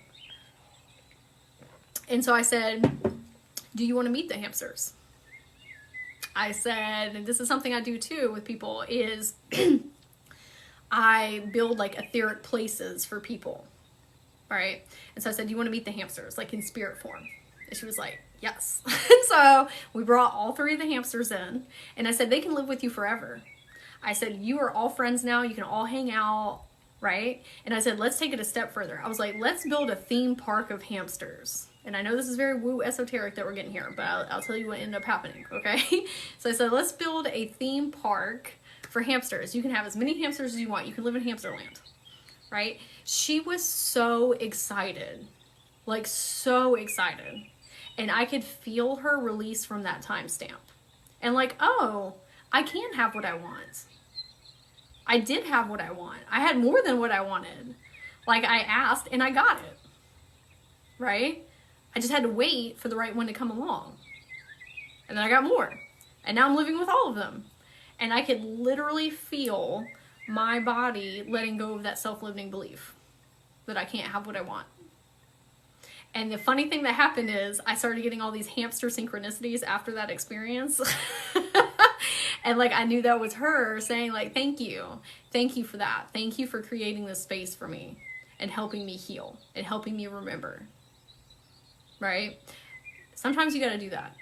Sometimes that shadow work, that trauma work is you going back in and helping those past versions of yourself heal. But you got like that dark night of the soul, I know we're getting like way off here, but like that dark night of the soul and the tower moment and the hermit is so that you can find those pieces of yourself. Like I had to disconnect from social media for like 5 days, and like lots of things happened during that time. Not just that, I had lots of things like come through, right? But I needed that space to be able to hear her. I literally did not know that was even there, or that I was still upset about that, or that that self-limiting belief was in there. And I had to reconnect to myself to find it. And now that I found it, I feel so much better because I've been able to let that go, right? And I'm sure there's other ones. There were a lot of other ones in there. And I had to go back in through all those journal prompts and talk to each and every single one of those past versions of me and help them through those things. And when you do that, it shifts you in your timeline that you're at right now. It helps you become the higher version of yourself, the new version of yourself, because you're letting go of stuff that happened in the past that is holding you in those frequencies, right? Okay. All right. Oh, just go on Google. Yeah, Google. Hold on. Yeah, Google is where I found the journal prompts. And it was like 10 money abundance prompts. I didn't read and I'll be honest, I did not read the little excerpts underneath each one of them because I didn't want to put something in my subconscious and like skew. I just read the question that it asked and then just went from there. It was very introspective. Okay, so the next one is working with your root and sacral chakra.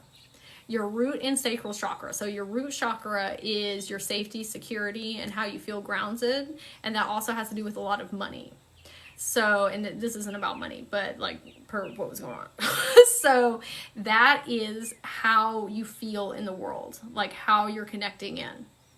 It's your foundation. Your sacral chakra is your emotional body and your relationships with people.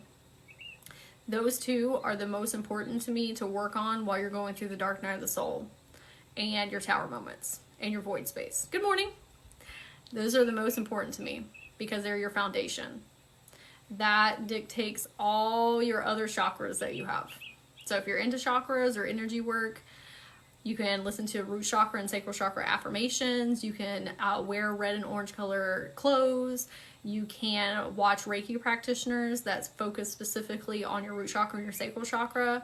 But those are so vitally important while you're going through these, because that is what is making you feel grounded, safe, and secure, and showing you the truth of things around you, like your relationships. Like, is this an equal energy exchange? Is it not? How do I stand in my power? How do I voice my truth? How do I be authentically me? All that stuff starts in your root and sacral chakra. And we don't have to get like super in depth into that.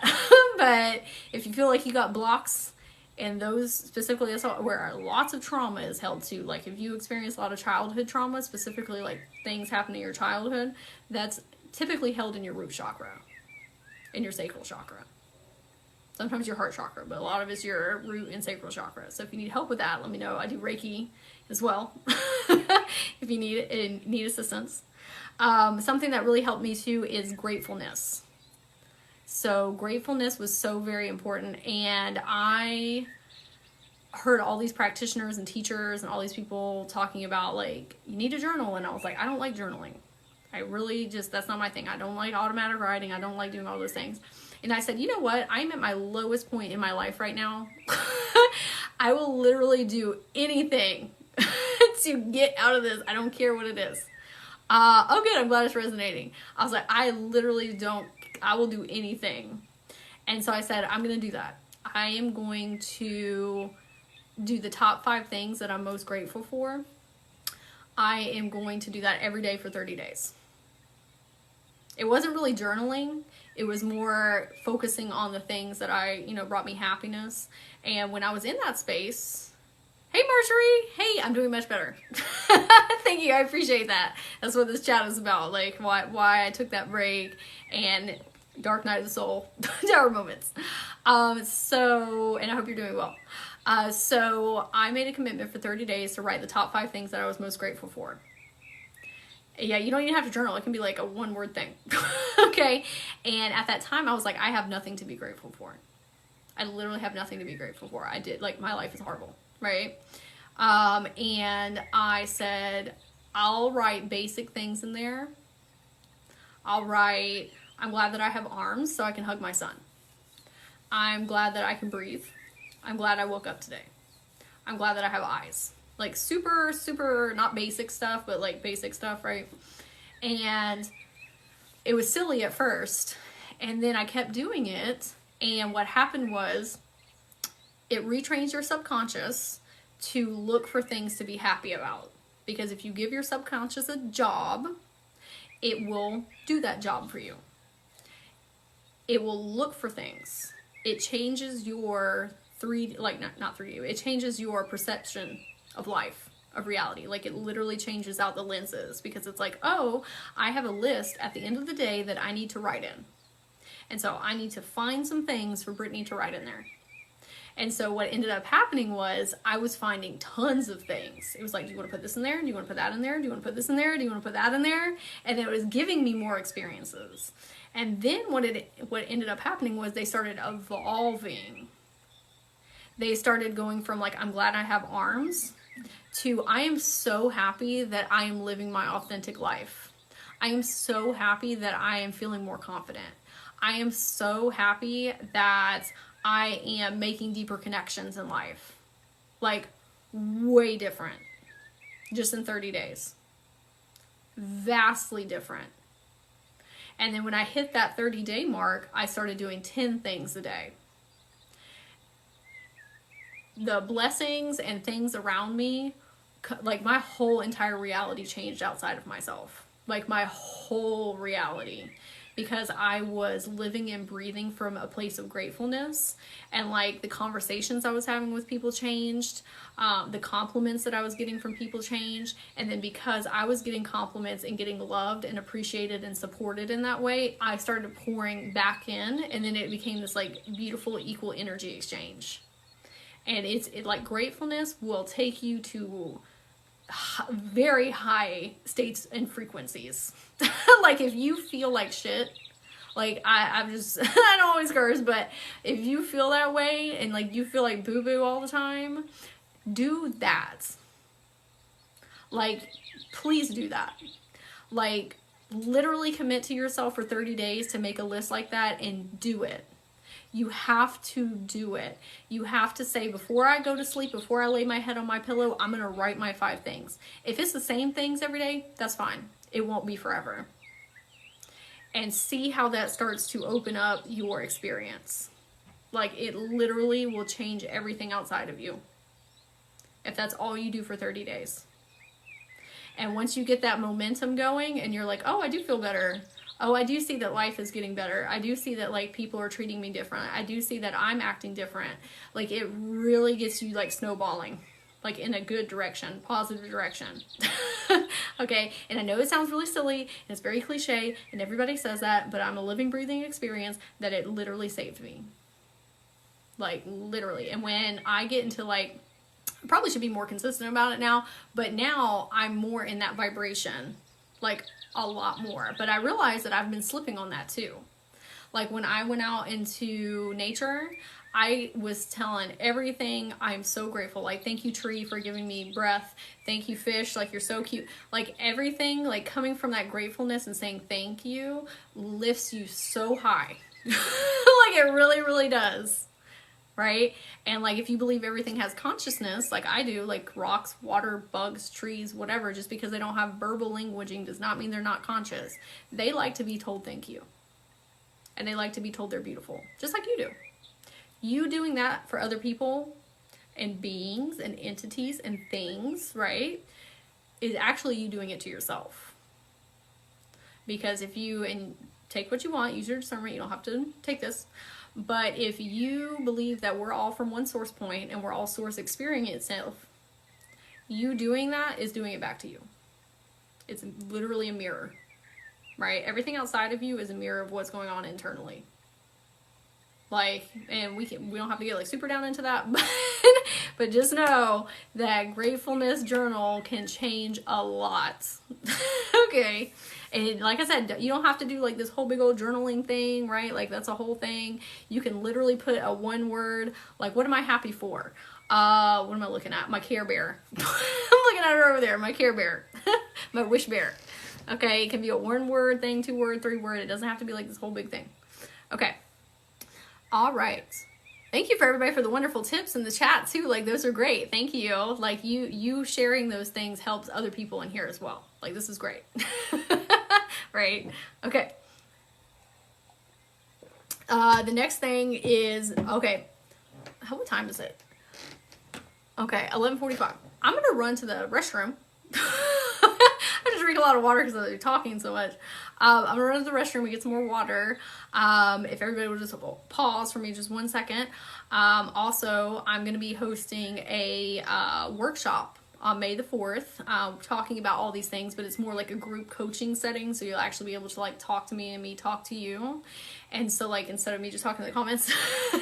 So if you want to join for that, there is a link in my bio. I also do one-on-one healing sessions. So if you want to look at your soul contract or your Akashic Records, or go through your chakras with Reiki, or talk to your past versions, whatever it is that you need, I have sessions, or you can do a call with me, and that's where we figure out what I can help you with. If you're unsure, if you're just like, I need some help and I don't know what to do, I can help you too with that. And there's links in my bio. So I'll be back in like 2 seconds.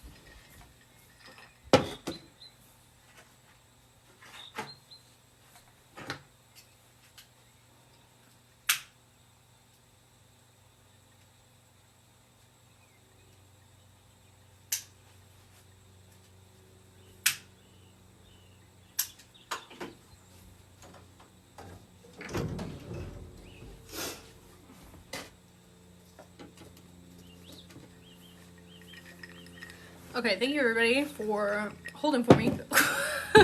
Okay, this is also a reminder to drink water. Okay, water is so beneficial. I live in Georgia, in the state of Georgia in the South. If you can tell by my accent. I start my journal with gratitude list, manifestation list, and the journal feels and stuff. That's awesome. I'm sure that makes you feel great. Hey P, hey, good morning. Glad to see you. Okay. So, where am I at here? Okay, micro shifting. We're going to talk about micro shifting. So, I don't know if everybody, my nose, I'm sorry.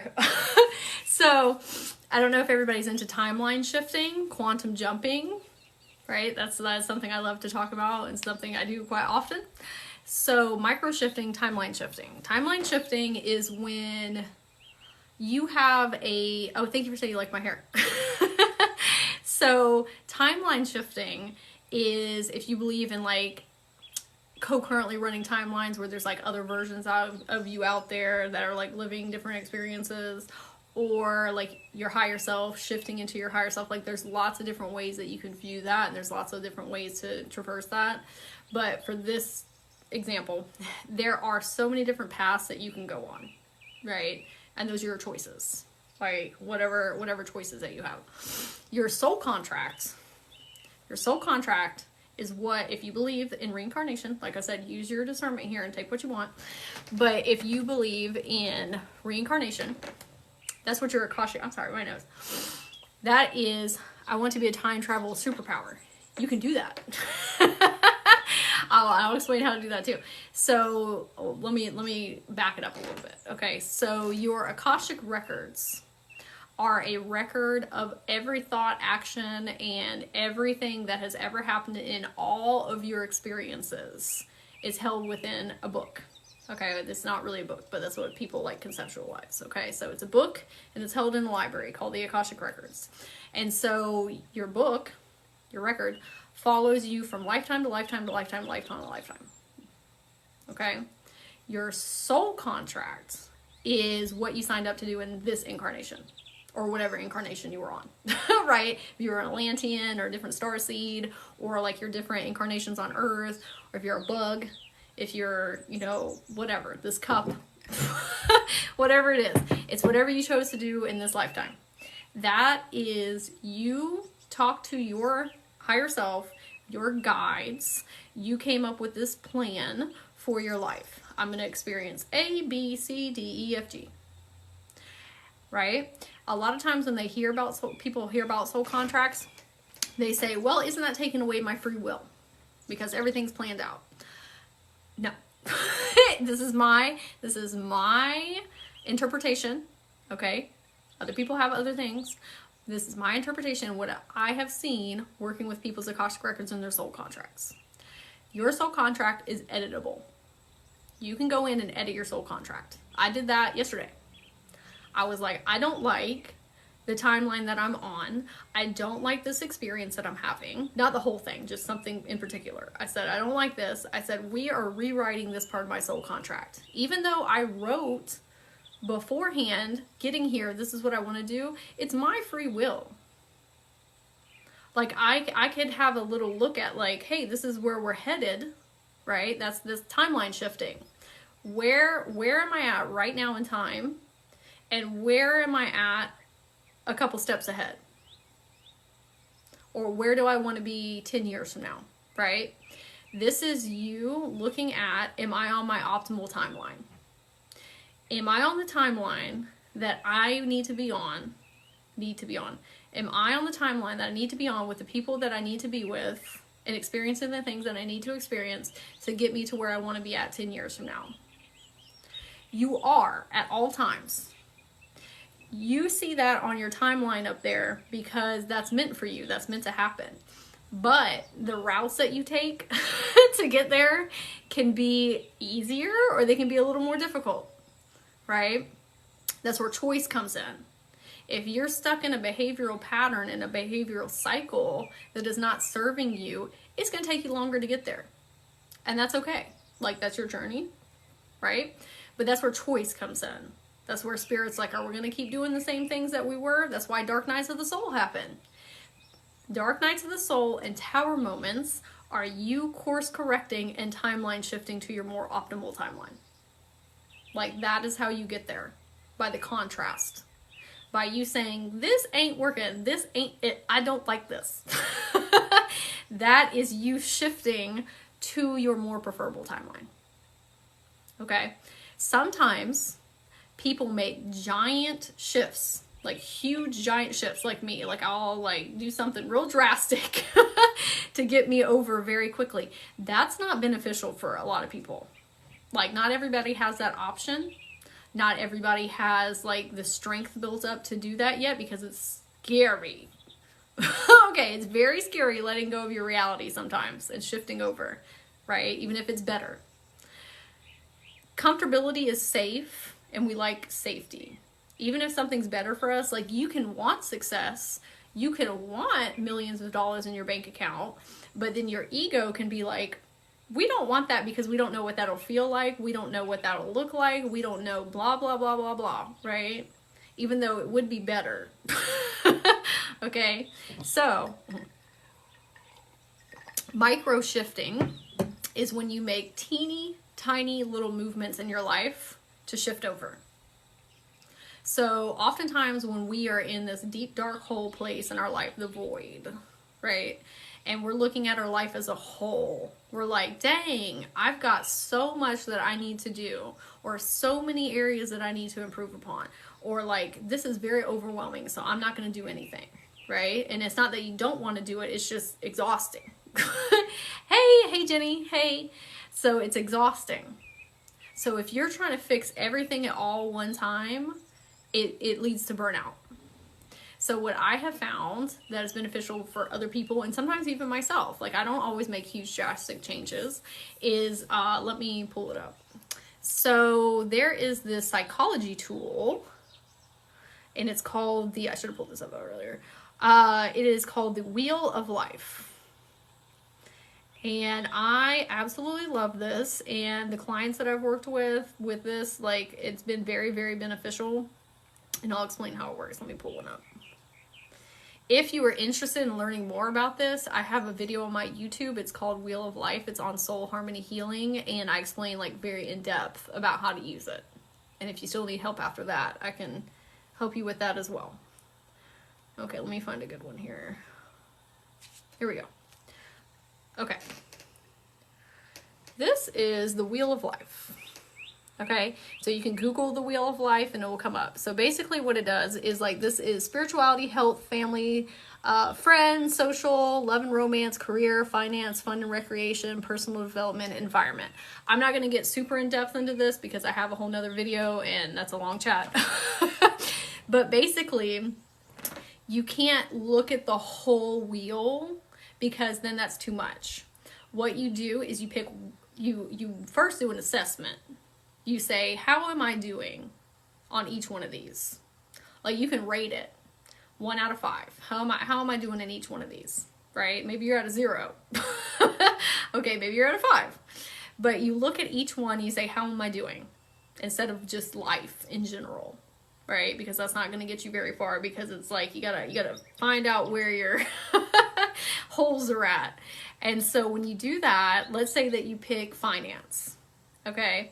So what you want to do is you want to pick 1-step things to put in there. Like, not 10-step things, not 5-step things, something that takes 1 step. And you put like 3 or 4 things, and you do that for each category, right? So for finance, that might be you watching a YouTube video. You Googling finances. It's not an app. It's just on Google. You can find a whole bunch of different ones. Like, I built one in Google Docs for people, but I just Google it. And so you have to pick 1-step things, because 1-step things are easy. 1-step things are very easy. And a lot of times people think like, oh, well, that's not going to make a huge difference in my life. Yes, it will. Any movement in your life, any forward movement is forward movement. Sometimes in life we say like, oh, well, I'm not making enough forward movement. You need to take enough out. You need to, and I don't want to say you need to, because that's very like, when you start celebrating yourself and everything that you're doing, no matter what it is, it takes enough out of it. Because when you're putting enough into there, like, I'm not doing enough, this is not enough, you're pushing success so far away from you. Like, you'll never reach that. It'll be a forever ending goal that you are ever trying to achieve. If you can get to a place where you say, if I do 1 thing today to help me towards my goals, that's awesome. Did I get up this morning and brush my teeth? Great. Did I get up this morning and do the dishes? Great. That is forward movement. Forward movement is forward movement. It does not matter how big it is.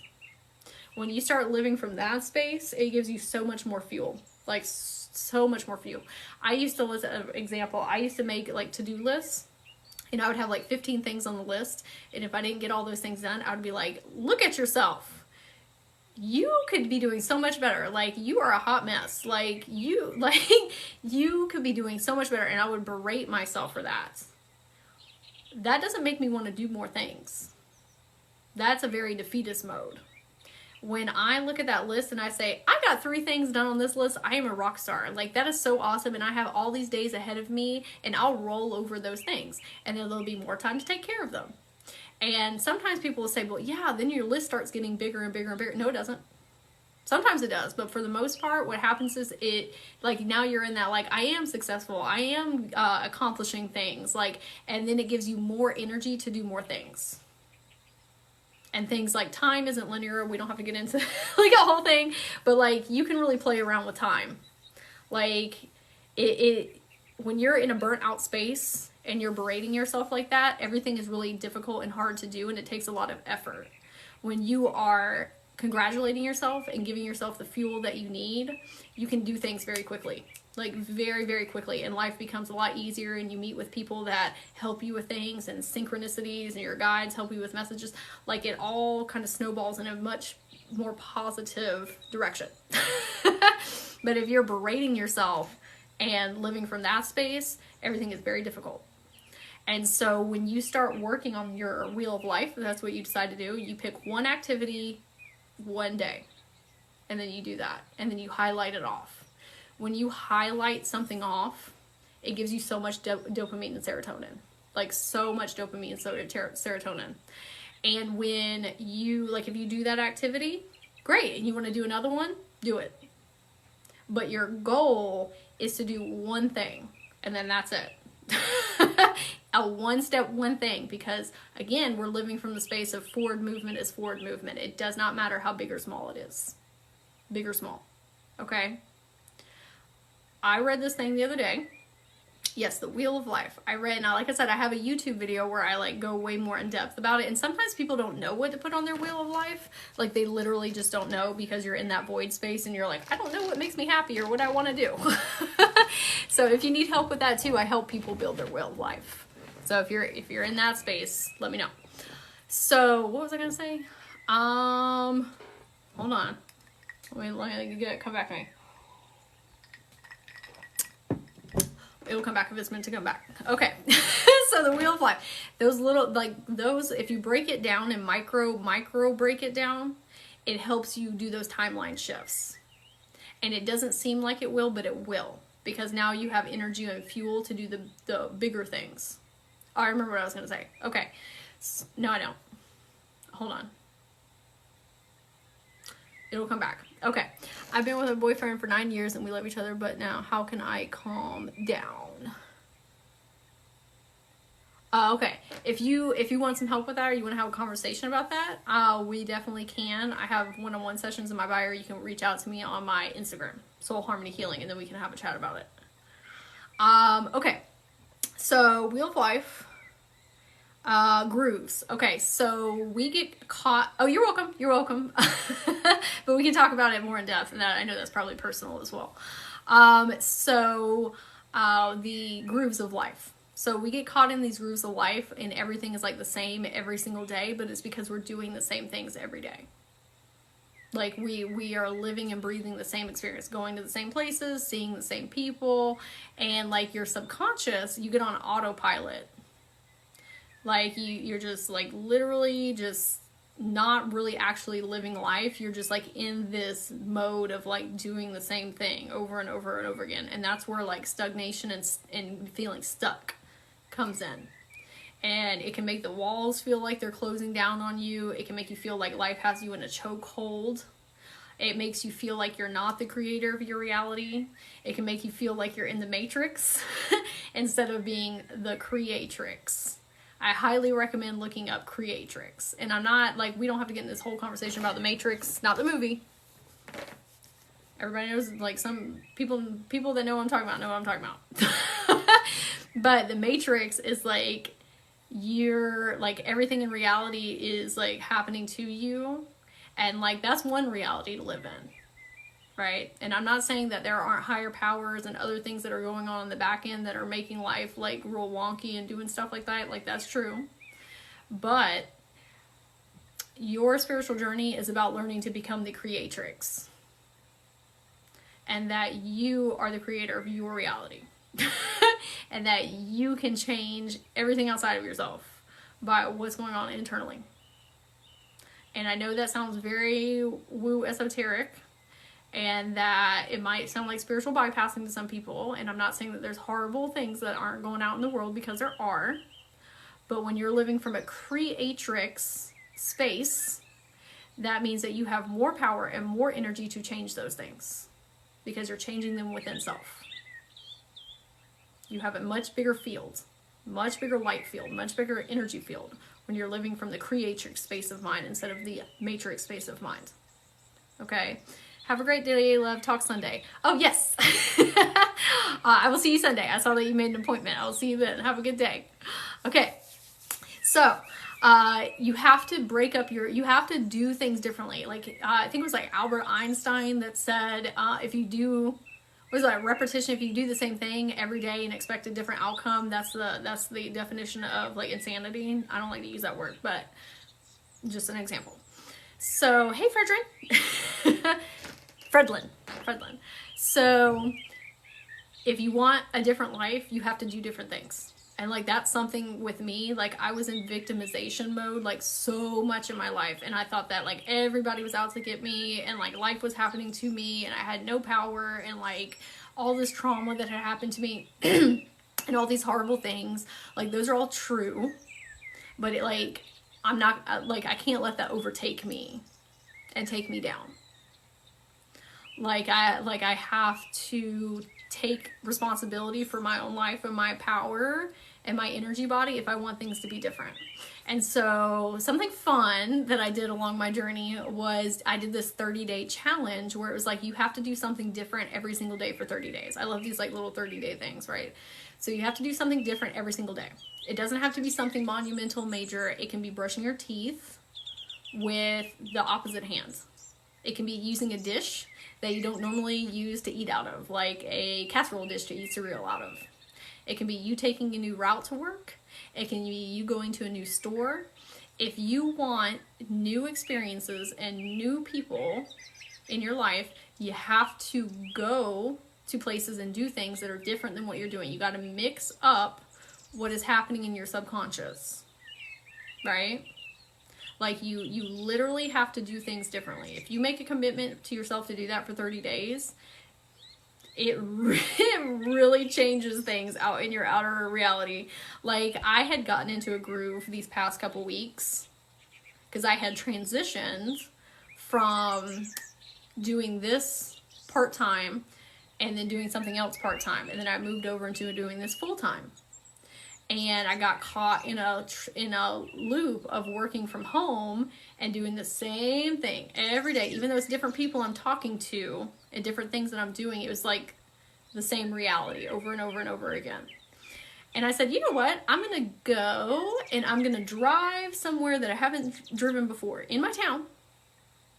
I found like this cool like forest like that I had never seen before. And then there was all these beautiful homes, like these beautiful, beautiful, beautiful homes. And I walked around the whole entire neighborhood and I felt amazing. I was like, this is the frequency that I want to be in. I love this magical forest. I love these super expensive big homes. Like I love this feeling. I would not have experienced that if I just kept doing the same thing I was doing, like over and over again. Because things get stale and then you feel stuck and then you feel stagnant. You gotta break up your reality.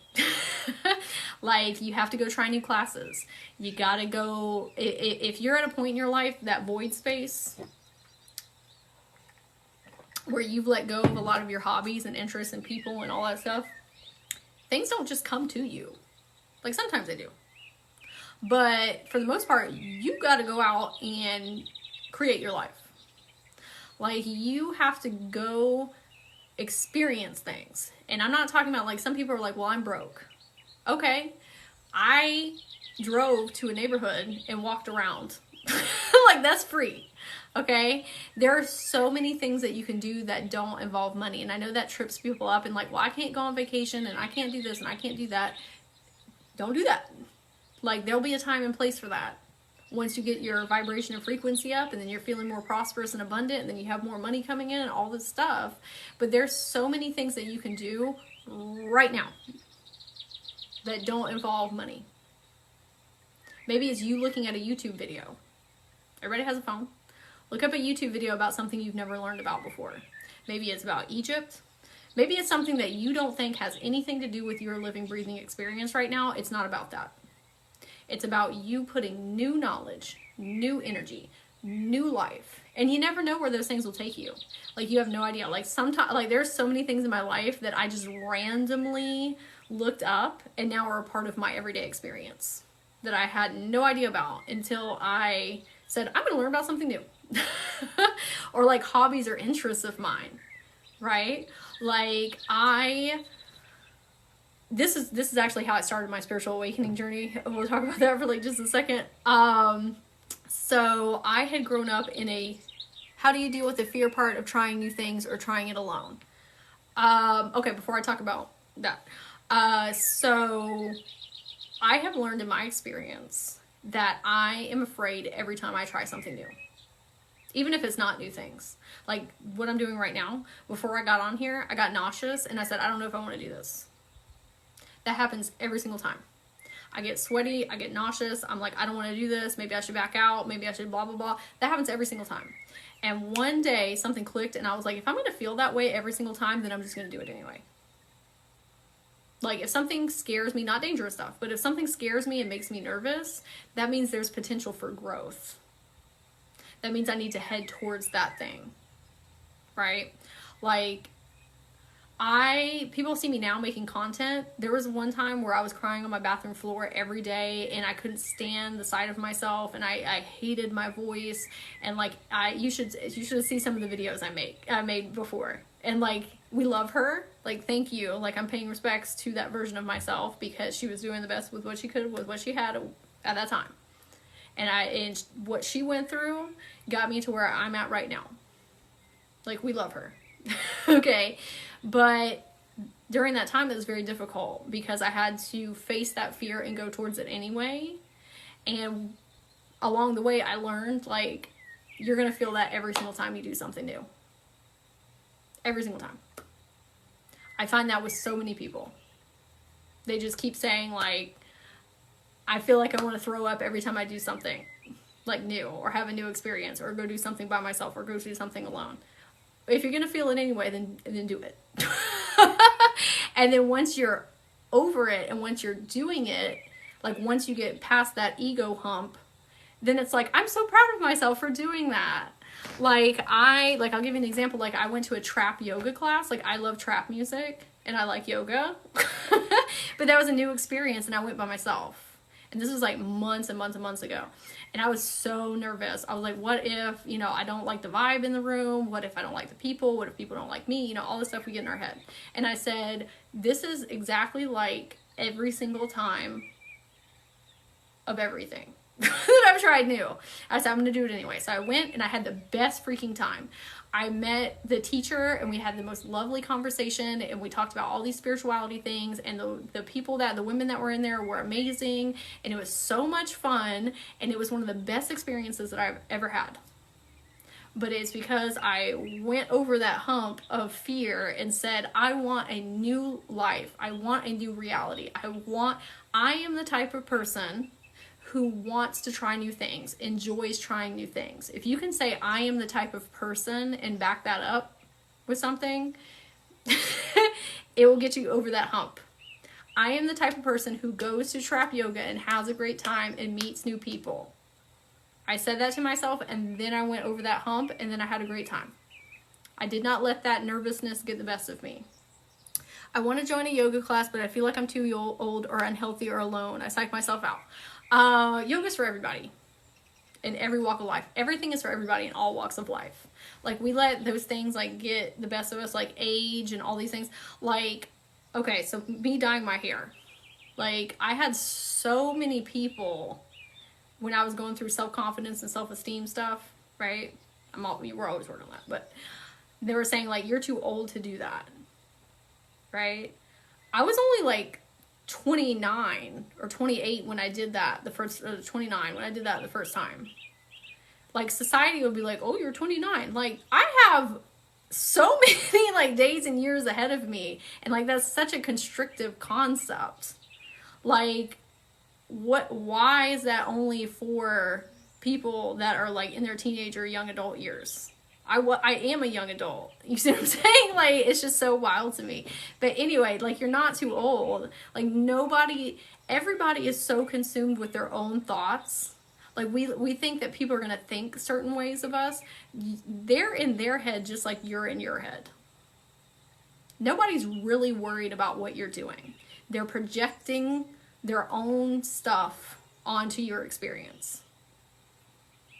And what I have found is very, very beneficial, and I saw this girl on TikTok, I wish I remember what her name was. When people try and project their stuff onto you, say, that's not my destiny. That is not my destiny. That is your life. That is your destiny. That is not my destiny. I'm going to do what I'm going to do over here. You do what you were going to do over there. Because when people are trying to drag you and bring you down, it is them not happy with self. And they are trying to project their fears and trauma onto you. And then we let that get the best of us. that is what's happening with society, and you thinking that you're too old or unhealthy. Because that's what society has, like, there's little subtle ways that society does that too, like anti-aging. Like, I watched this TikTok about that, and this girl was talking about how anti-aging, like, gets into your subconscious because you hear that word aging, and then you start getting into fear. That's how people use fear like that to trick you, right? And so, like, you got to let go of those, like, societal concepts of, like, too old or unhealthy. No, you're not. Like, that's you doing something healthy for you. And if you go to a yoga class, there are so many different people from so many different walks of life and different ages and different body types. Like, so many different times. But it's that fear that is keeping you from doing it. Right? But when you get there, you're going to be like, wow, this isn't what I thought it was going to be. Because we make up all these narratives and stories in our heads. And that's okay, because it's our ego and our brain trying to keep us safe. But, like, but it's literally just trying to keep you safe. But it's not safe. It's keeping you stuck and stagnant. Not you. Mitzi, this is just everybody. It's keeping you stuck and stagnant. It's keeping you in comfortability, and comfortability is stuckness and stagnation. That's why you feel that way. Not you, just people. Okay. So, my spiritual awakening. Okay, so in 2015, so I had grown up in a very religious household construct. Like, my grandparents raised me, and my grandpa was a preacher, and, like, women were very, like, demonized for things like showing your midriff and all this stuff, right? Like, just all this stuff, right? I was living in a very small world, and I was homeschooled until 9th grade. I went to high school, like, that was a whole journey. And then I lived in a very small town, like, very small world. Okay, so in 2015, my friend asked me, do I want to go to an EDM festival? And I said, what is that? I had never, like, listened to EDM music before. I had no idea what that was. And I said, sure. I was so scared. I was petrified. I had never been to something like that before. And I went to a massive festival. This was on, like, 150-acre lands. It was, like, a camping festival. I had no idea what I was getting into. Right? But I said, I don't like what's happening in my life right now. I don't like that I feel stuck. I don't like that I feel stagnant. I don't like any of this. So let's go do something new. That completely changed my life. That one decision that I made, that I said yes to, completely changed my whole entire life.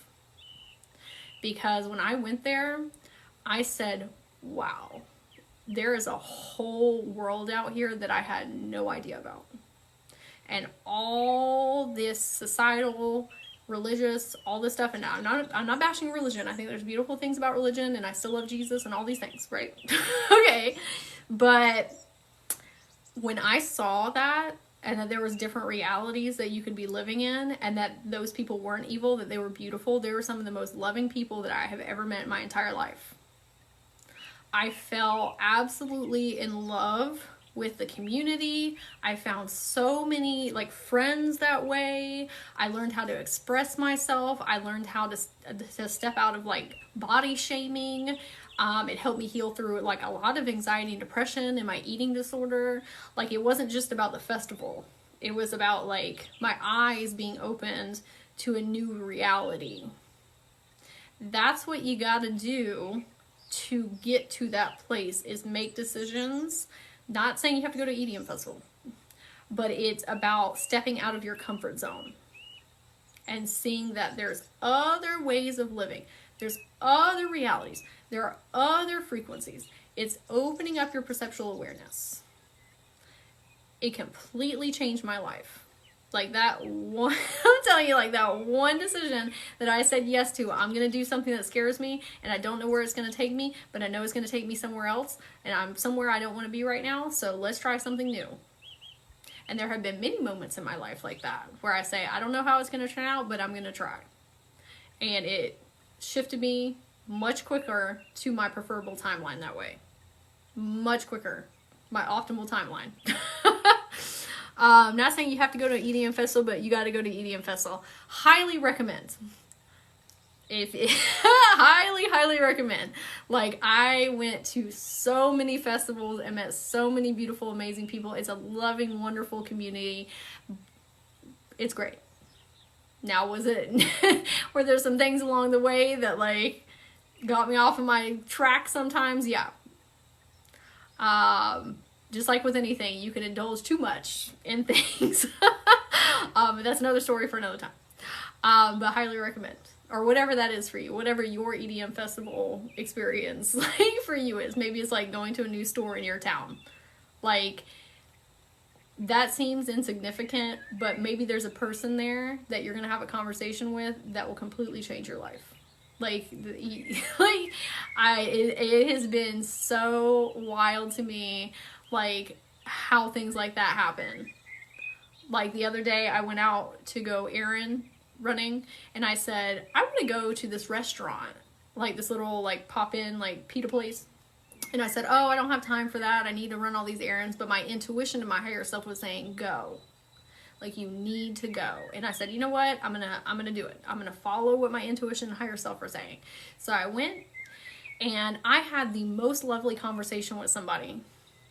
Like, it was just wonderful. Like, so wonderful. And it filled my cup up so much, and the food was delicious, and I had just such a lovely time. And then the rest of my day was just absolutely magical and wonderful.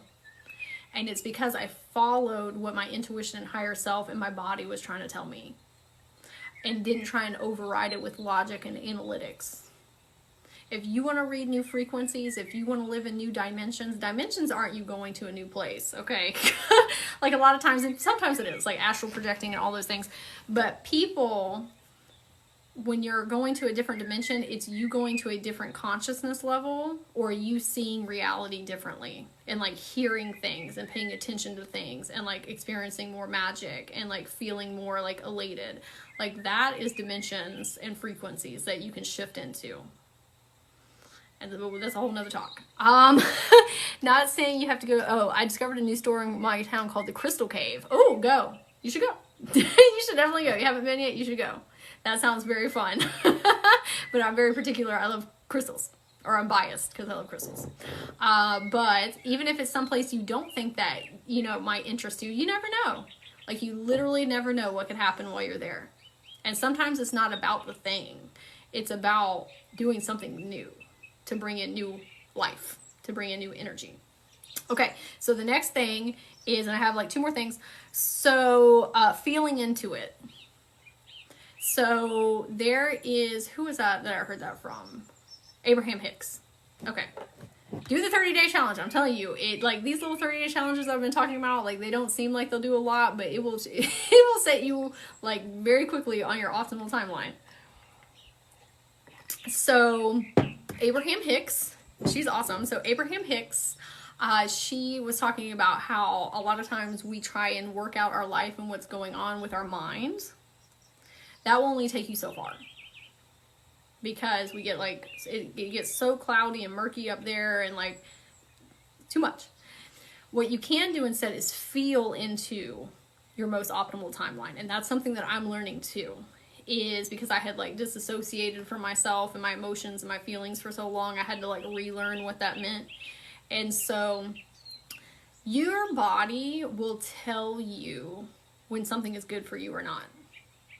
If something, and this is a thing that I have that I tell everybody now, when you are making a decision, or you're meeting a new person, or you're doing whatever in life, if it makes you feel expansive, and makes you feel happy, and makes you feel like joyful, that is your soul telling you that that thing or that person or that experience is in alignment with you. If it makes you feel constricted and it makes you, like, do this, that's not good for you. That is not for you. That is your soul trying to say you need to stay away from that. Like, and that's, you know, not all, sometimes we got to do things in life like pay your taxes or go whatever, right? Okay, and that stuff's not always fun, but that's not the same type of constriction. That's like, oh, that's life, that's 3D human stuff. But like when you have something come across your experience and it makes you feel like, this is great, right? That's an alignment. When you feel like, I don't really want to do that, but like society is telling me I need to do it, or like I'm doing it out of obligation or guilt or shame, that's not what your soul wants, right? And so your body will literally tell you, like when I was going to lunch and my body was like trying to push me towards going to that restaurant, and it made me feel really happy about going to the restaurant, but then my logical and analytical mind came in and said, you don't have time for that. And when I felt that, when I heard that you don't have time for that, it made me feel like this. But when I thought about going to the restaurant, it made me feel like this. And so I said, I'm gonna go towards this. You can do that with anything in life. You can literally listen to your body and it will tell you what you should be doing or should not be doing. That is your intuition. Everything I've been doing up to the last few months, so empowering, doing things for ourselves. Yes, absolutely. And so, and hey, Nicole, so glad to have you in here. So a lot of times people are like, I don't know how to listen to my intuition. That's your intuition. That is your physical body is the vessel. It is the channeler. Like that is your compass. And so that's why it's so important to feel your emotions, right, as well, because that's part of your intuition and your guidance system and your compass. Like that is how you traverse through life, is following what feels good. So there was, who's that? Bashar. So there's a spiritual teacher, excuse me, Bashar, who said, if you have two options in front of you and you don't know which to take, especially if they're very similar to one another, do the one that makes you slightly more happy. Like even if it's slightly more happy, because then it will set you up on the path to do slightly more happier things. But if you go with the one that doesn't, then you're headed down a track of things that don't make you exactly as happy, right? And so something I recommend for people is, if you have a decision, like let's say you have 2 jobs that you're interviewing for, okay, and you don't know which one to pick, and they both said, we want you to come here, okay, so you can make a video of yourself talking about decision A or talking about decision B. When you do that and you watch them back, it literally shows you how to read your own energy. It's like little micro changes in your physical self, but you can also literally see like how your body is responding and how you feel watching it back. So you watch back video A, you watch back video B, which one of those made you feel slightly better? Go with that one. That is your body trying to compass point you towards your optimal timeline. It is literally trying to get you there. Okay? And sometimes it sucks because we have, and I don't want to say that, but it sucks because we have like all these feelings of guilt and shame or obligation or society things and all this stuff, all these things, ties that keep us like boxed in, and we're like, oh, well, we have to do this because we said we are going to do this and all this stuff. And like, you need to do what's best for you, because at the end of the day, that's who you have. And not saying that family's not important and friends and all those things, but it's your reality that you're living in, right? And the happier that you are, what do you think happens when you're your happiest, best self? Everybody around you gets happier too. Some people don't. Some people fall out of your life because you're not resonating with it anymore. That's not their fault. It's not your fault. You're just on different wavelengths. But the people that are meant to and the experiences in your life elevate when you elevate. Everything around you. Like when I'm happier, my son's happier. When I'm happier, my dogs are happier. When I'm taking care of myself, other people around me are taking better care of themselves. Because like people get pulled into your frequency and into your light field, and now you're changing things outside your outer reality. That means the people and things around you too. Sometimes that means people exit because they're meant to exit. Sometimes you get new people in because they're meant to come in. But what is meant to stay, for however long it's meant to stay, will elevate the more that you elevate. And that is how you reach different frequencies. It's by taking care of self and doing what self wants to do and makes self happy. Everything around you changes. It's just we are caught up in this game of thinking that we have to curtail everything in our life to other people and other things. And that's one reality that you can live in. And it's not a very happy reality. The other reality that you can live in is doing what's right for you and what makes you happy, and then everything around you shifts to accommodate that. Right? And that's where, full circle back around, is where the dark night of the soul and the tower moment comes in. Because it is exiting everything out of your life that's not serving you to get towards things that are. And that's where you get in the void space and hermit mode, is to find yourself, figure out what's going on, what is not serving you, what you do want to come in. And it makes it seem like it's this big, giant, like, cluster ball when you're in it. But when you're on the other side of it, you're like, oh, that's why all this stuff couldn't come with me.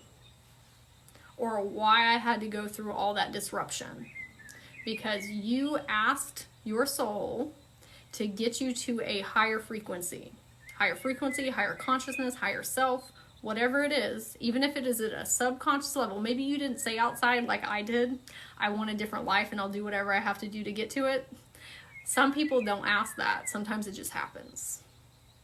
Because your soul is going to do what's best for your soul. Now, do you have choice to stay in the old paradigms? Yes.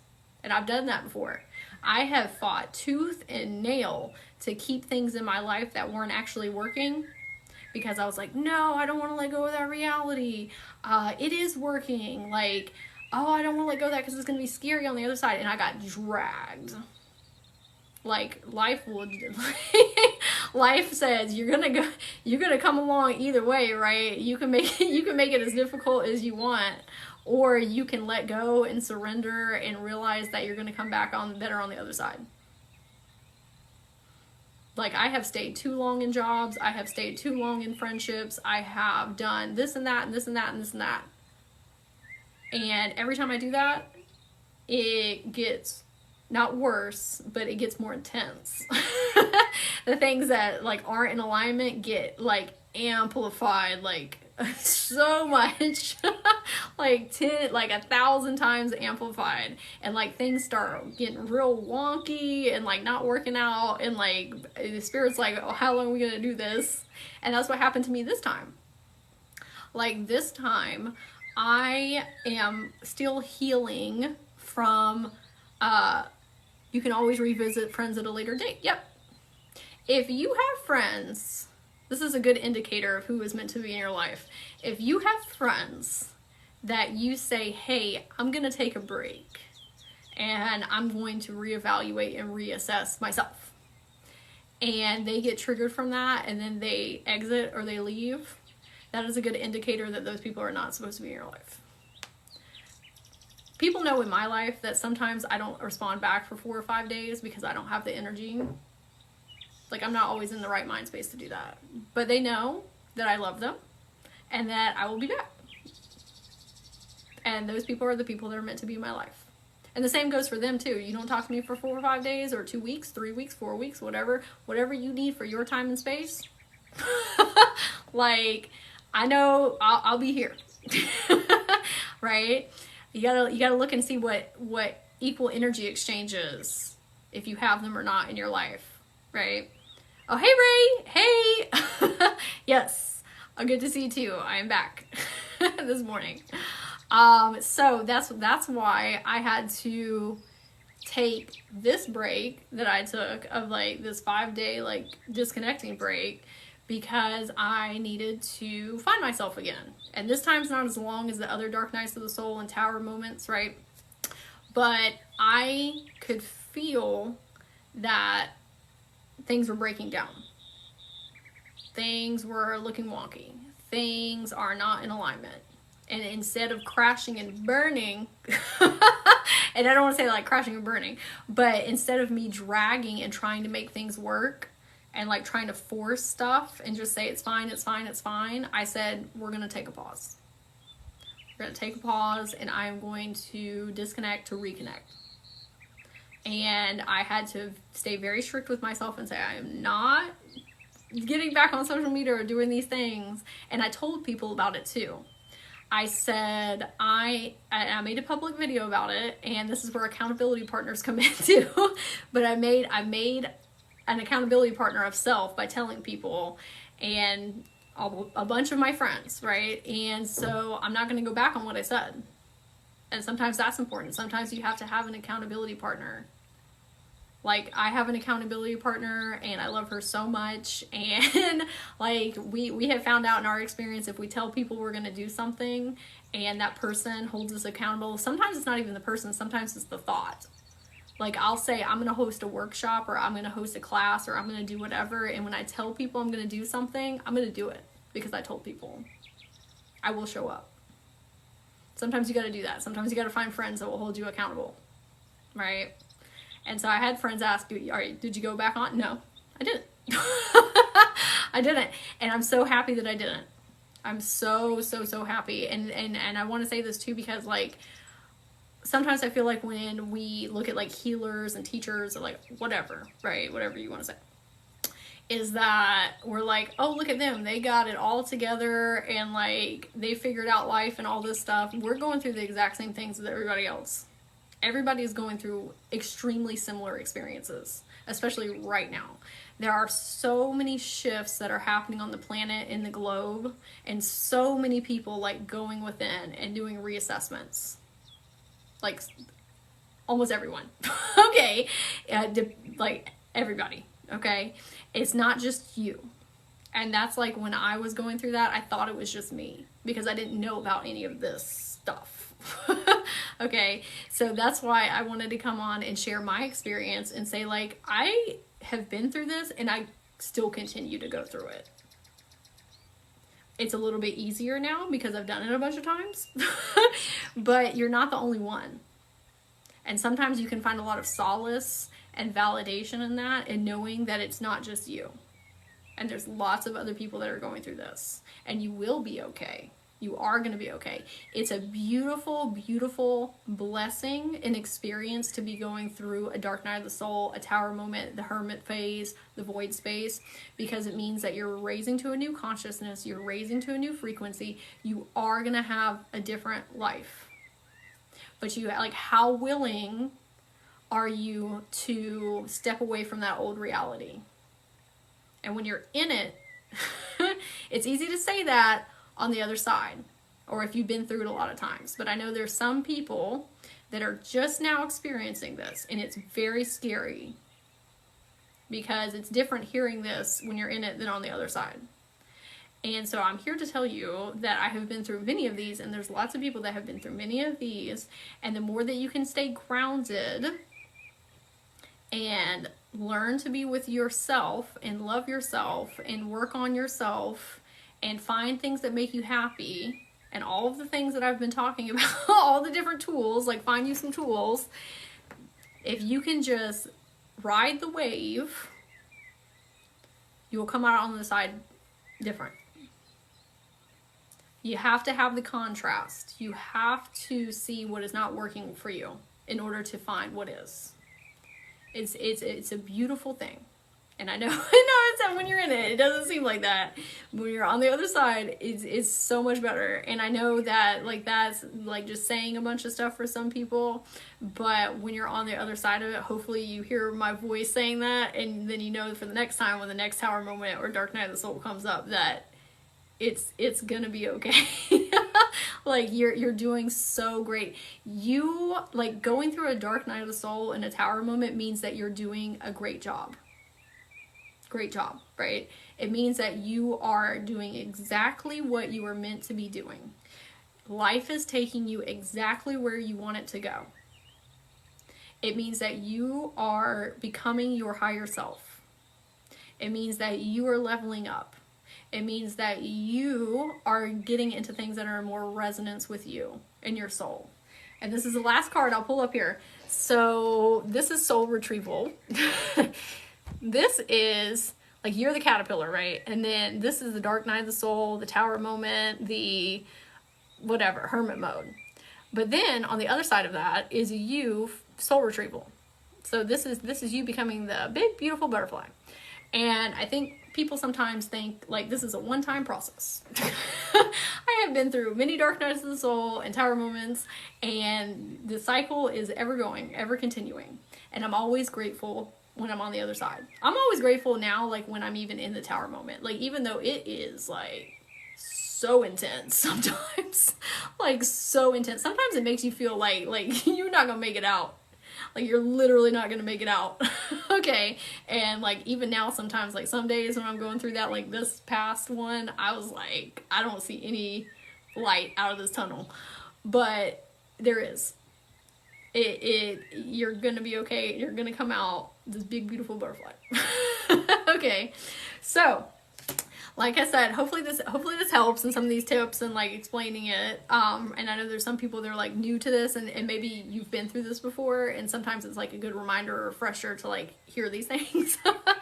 And I also wanted to share, like, this is why I did it too. This is why I disconnected for like 5 days, because I didn't want to drag myself further into it. So I kind of let go and surrendered and said, okay, I'm going to ride this wave, and I'm going to focus on myself, and I'm going to focus on self-care, and I'm going to focus on the things that I want to do, so that when I get back, my energy cup is filled. And I feel so much better. I feel so much like re-energized, refocused. I have so much clarity. Like, I reconnected with my guides. I reconnected with my magic. I just feel so much better. But I had to literally stop for 5 days, and so I could see and hear my path. Okay. And now that I'm going to be doing things like really vastly different that I've done before, but it's like more clarity and more intention. And now I realize how, like, I always preach self-care, and I do self-care, but this time around it was like, this is really important. Like, more important than anything.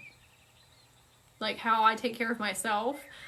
I love taking care of other people. I love healing other people. I love like helping people. I love all that stuff. But if I'm not taking care of myself, none of that stuff matters. It literally doesn't. Because you can't run on burnt out. And you're not actually helping people if you are not helping self. And I know that's very like woo esoteric, but like, it is literally true. Literally true. Like, I kept on pushing, and like fooling myself, saying I was taking care of myself, but I wasn't. And it literally took me taking that break to objectively look at what was going on in my life. Okay. Thank you so much for sharing. I'm learning so much and can relate, being going through it for a while. I'm glad that it resonated. Speaking of self-care, I'm gonna go eat some lunch. Like I said, I'm going to have the workshop on May the 4th. If anybody would like to join, there's a link in my bio, and that's going to be more like one-on-one interaction, because here I can like read comments, but I'm not actually like speaking to you. So if you want to have like more one-on-one interaction, or like interaction with other people that are going through this too. So it's more of like a talking space hub. And we'll be going over a lot of the similar things, but I'll be talking about kind of like different things as well. That's on May the 4th. May the 4th be with you. And then if you want help reading your soul contract, I might have one at a different time. That's the one that was convenient, but I'm sure I'll do more in the future. So if you want help reading your soul contract, if you want help reading your Akashic Records, if you want help with your chakra system, if you want help like healing one of your past versions with those very deep like self-limiting beliefs that we talked about, or if you need help in any type of capacity, I do a lot of different things. There are a lot of different healing sessions. There's links in my bio under one-on-one healing session. I also work with people with their subconscious and their mindset. I do longer term coaching too. Like, sometimes I work with people for 8 weeks. Sometimes if you want to make some huge, massive changes in your life, it's not something that can be done in one session. And sometimes it is. Sometimes I'll have sessions with people, and that one session completely sets them on a different track. And that's happened with me too with people. Like, I go to have an energy healing session, or, you know, therapy session, whatever, and it completely shifts. Sometimes you need somebody to hold your hand for longer. right? And that's been me too in my life. Like I've needed somebody to hold my hand for longer and be that accountability person and like help me see things from an outside perspective. Sometimes you just need that. And so if you need that, you like my energy and the things I'm talking about, I blend psychology and spirituality. So I love talking about subconscious and all these things and psychology and mindset and motivation, determination, all these things. I also love talking about star seeds and Akashic Records and past versions and past lives and chakras and all this fun stuff. I think they're both needed because we're human beings and we're etheric, galactic energy beings. And so I like to blend the two together. And then if anybody has any questions about the things that I was talking about, let me know. You can reach out to me on Soul Harmony Healing. That is my Instagram. You can direct message me there, or you can email me. There's a link in my bio. If anybody's interested in learning about the Wheel of Life that I talked about, that resource, there is a 45-minute, or I think it's like 35 minutes or 45 minutes video on my YouTube, and I break it down how to create that and how to utilize that tool to help you get out of this stuck and stagnation feeling. It also helps you get out of the dark night of the soul and get you out of the tower moment quicker. Okay, and not saying that it's going to be like a cure-all, okay, but there are tools and things that you can utilize to help you traverse it easier, if that makes sense. It's helped me and a lot of other people that I know. Okay, so I'll stick around for just a second to see if anybody else had any questions. And then hello. And then if you're on YouTube watching this, remember to subscribe if you want more content like this, and to like the video or comment. It helps get to more people, so they can enjoy as well. And if anybody's in here live, it'll be up there, for replay, today or tomorrow sometime. And then let's see, I'll give everybody just a second to see if anybody has any questions. If you're interested in Akashic Records, so like I said before, thank you. If you're interested in Akashic Records can help you figure out like behavioral patterns and karmic cycles, or why people keep coming into your life in different bodies, if that makes sense. Like, why do I keep having the same experience? Or why do I keep getting these same different jobs? Or why are certain things in my life happening? Or why am I experiencing certain things? The Akashic Records are basically helping you get an outsider perspective of what's going on in your life. It kind of like lifts you out and gives you that bird's eye view. Your soul contract, like I said, your soul contract is like what you signed up for on this incarnation and like why you came here. And it also has to do with like your purpose and your gifts and all of those wonderful things. So if you need help with those as well, Reiki that I do, if you ever want a Reiki session, Reiki there's different ways that different practitioners do it. I practice Kundalini Reiki, and so my sessions are a little bit different than what I do on lives. Like when I'm doing lives, I'm doing general healing for people, and I use a lot of crystals and plants and like all this lovely energy, right? And it's beautiful. When I'm working with people on one-on-one, it's a little bit different because I am going into each one of your chakras individually, letting you know what comes up. Sometimes it's trauma. Sometimes it's memories. Sometimes it's past lives. Sometimes it's like whatever your chakras want help with. Like maybe there's stuff going on your root. Sometimes there's stuff going on your third eye. Sometimes it's beautiful memories. Sometimes it's trauma. Whatever it is, it's whatever your chakra system needs help with. And so that is energy healing and therapy. It's both. I have a background in psychology. That's a huge passion of mine. And so it's a blending. So I always like to tell people that if you see me on lives, it's a little bit different. It's very interactive. We talk the whole entire time, and we just see what comes up with your chakra system and what it needs help with. And so I always like to say that beforehand. If you see me doing lives on here, I also do oracle card readings. If you want an oracle card reading, there's a link in my bio, and what I do for those, it's a little bit different than what I do on lives. It is me getting your cards, giving you my interpretation. I give you a voice reading. I give you pictures of all your cards. I put crystals in for crystal healing. And then I give you a spirit animal to work with. Spirit animal comes in and helps you during this chapter of your life with that message. And then I give you resources to help you on your journey. So like a tangible thing to take with you. Right? So if you need something like a little quicker, right? Just like an energy boost up. Those are really good for that. Just kind of like helps you course correct like a little bit. And what I do for those people are like, oh, well, I have questions. For the oracle card readings, I do, this is where you're at, and this is where your guides are trying to help you get to. So it's like whatever that your guide team wants to tell you, or your soul contract for this time.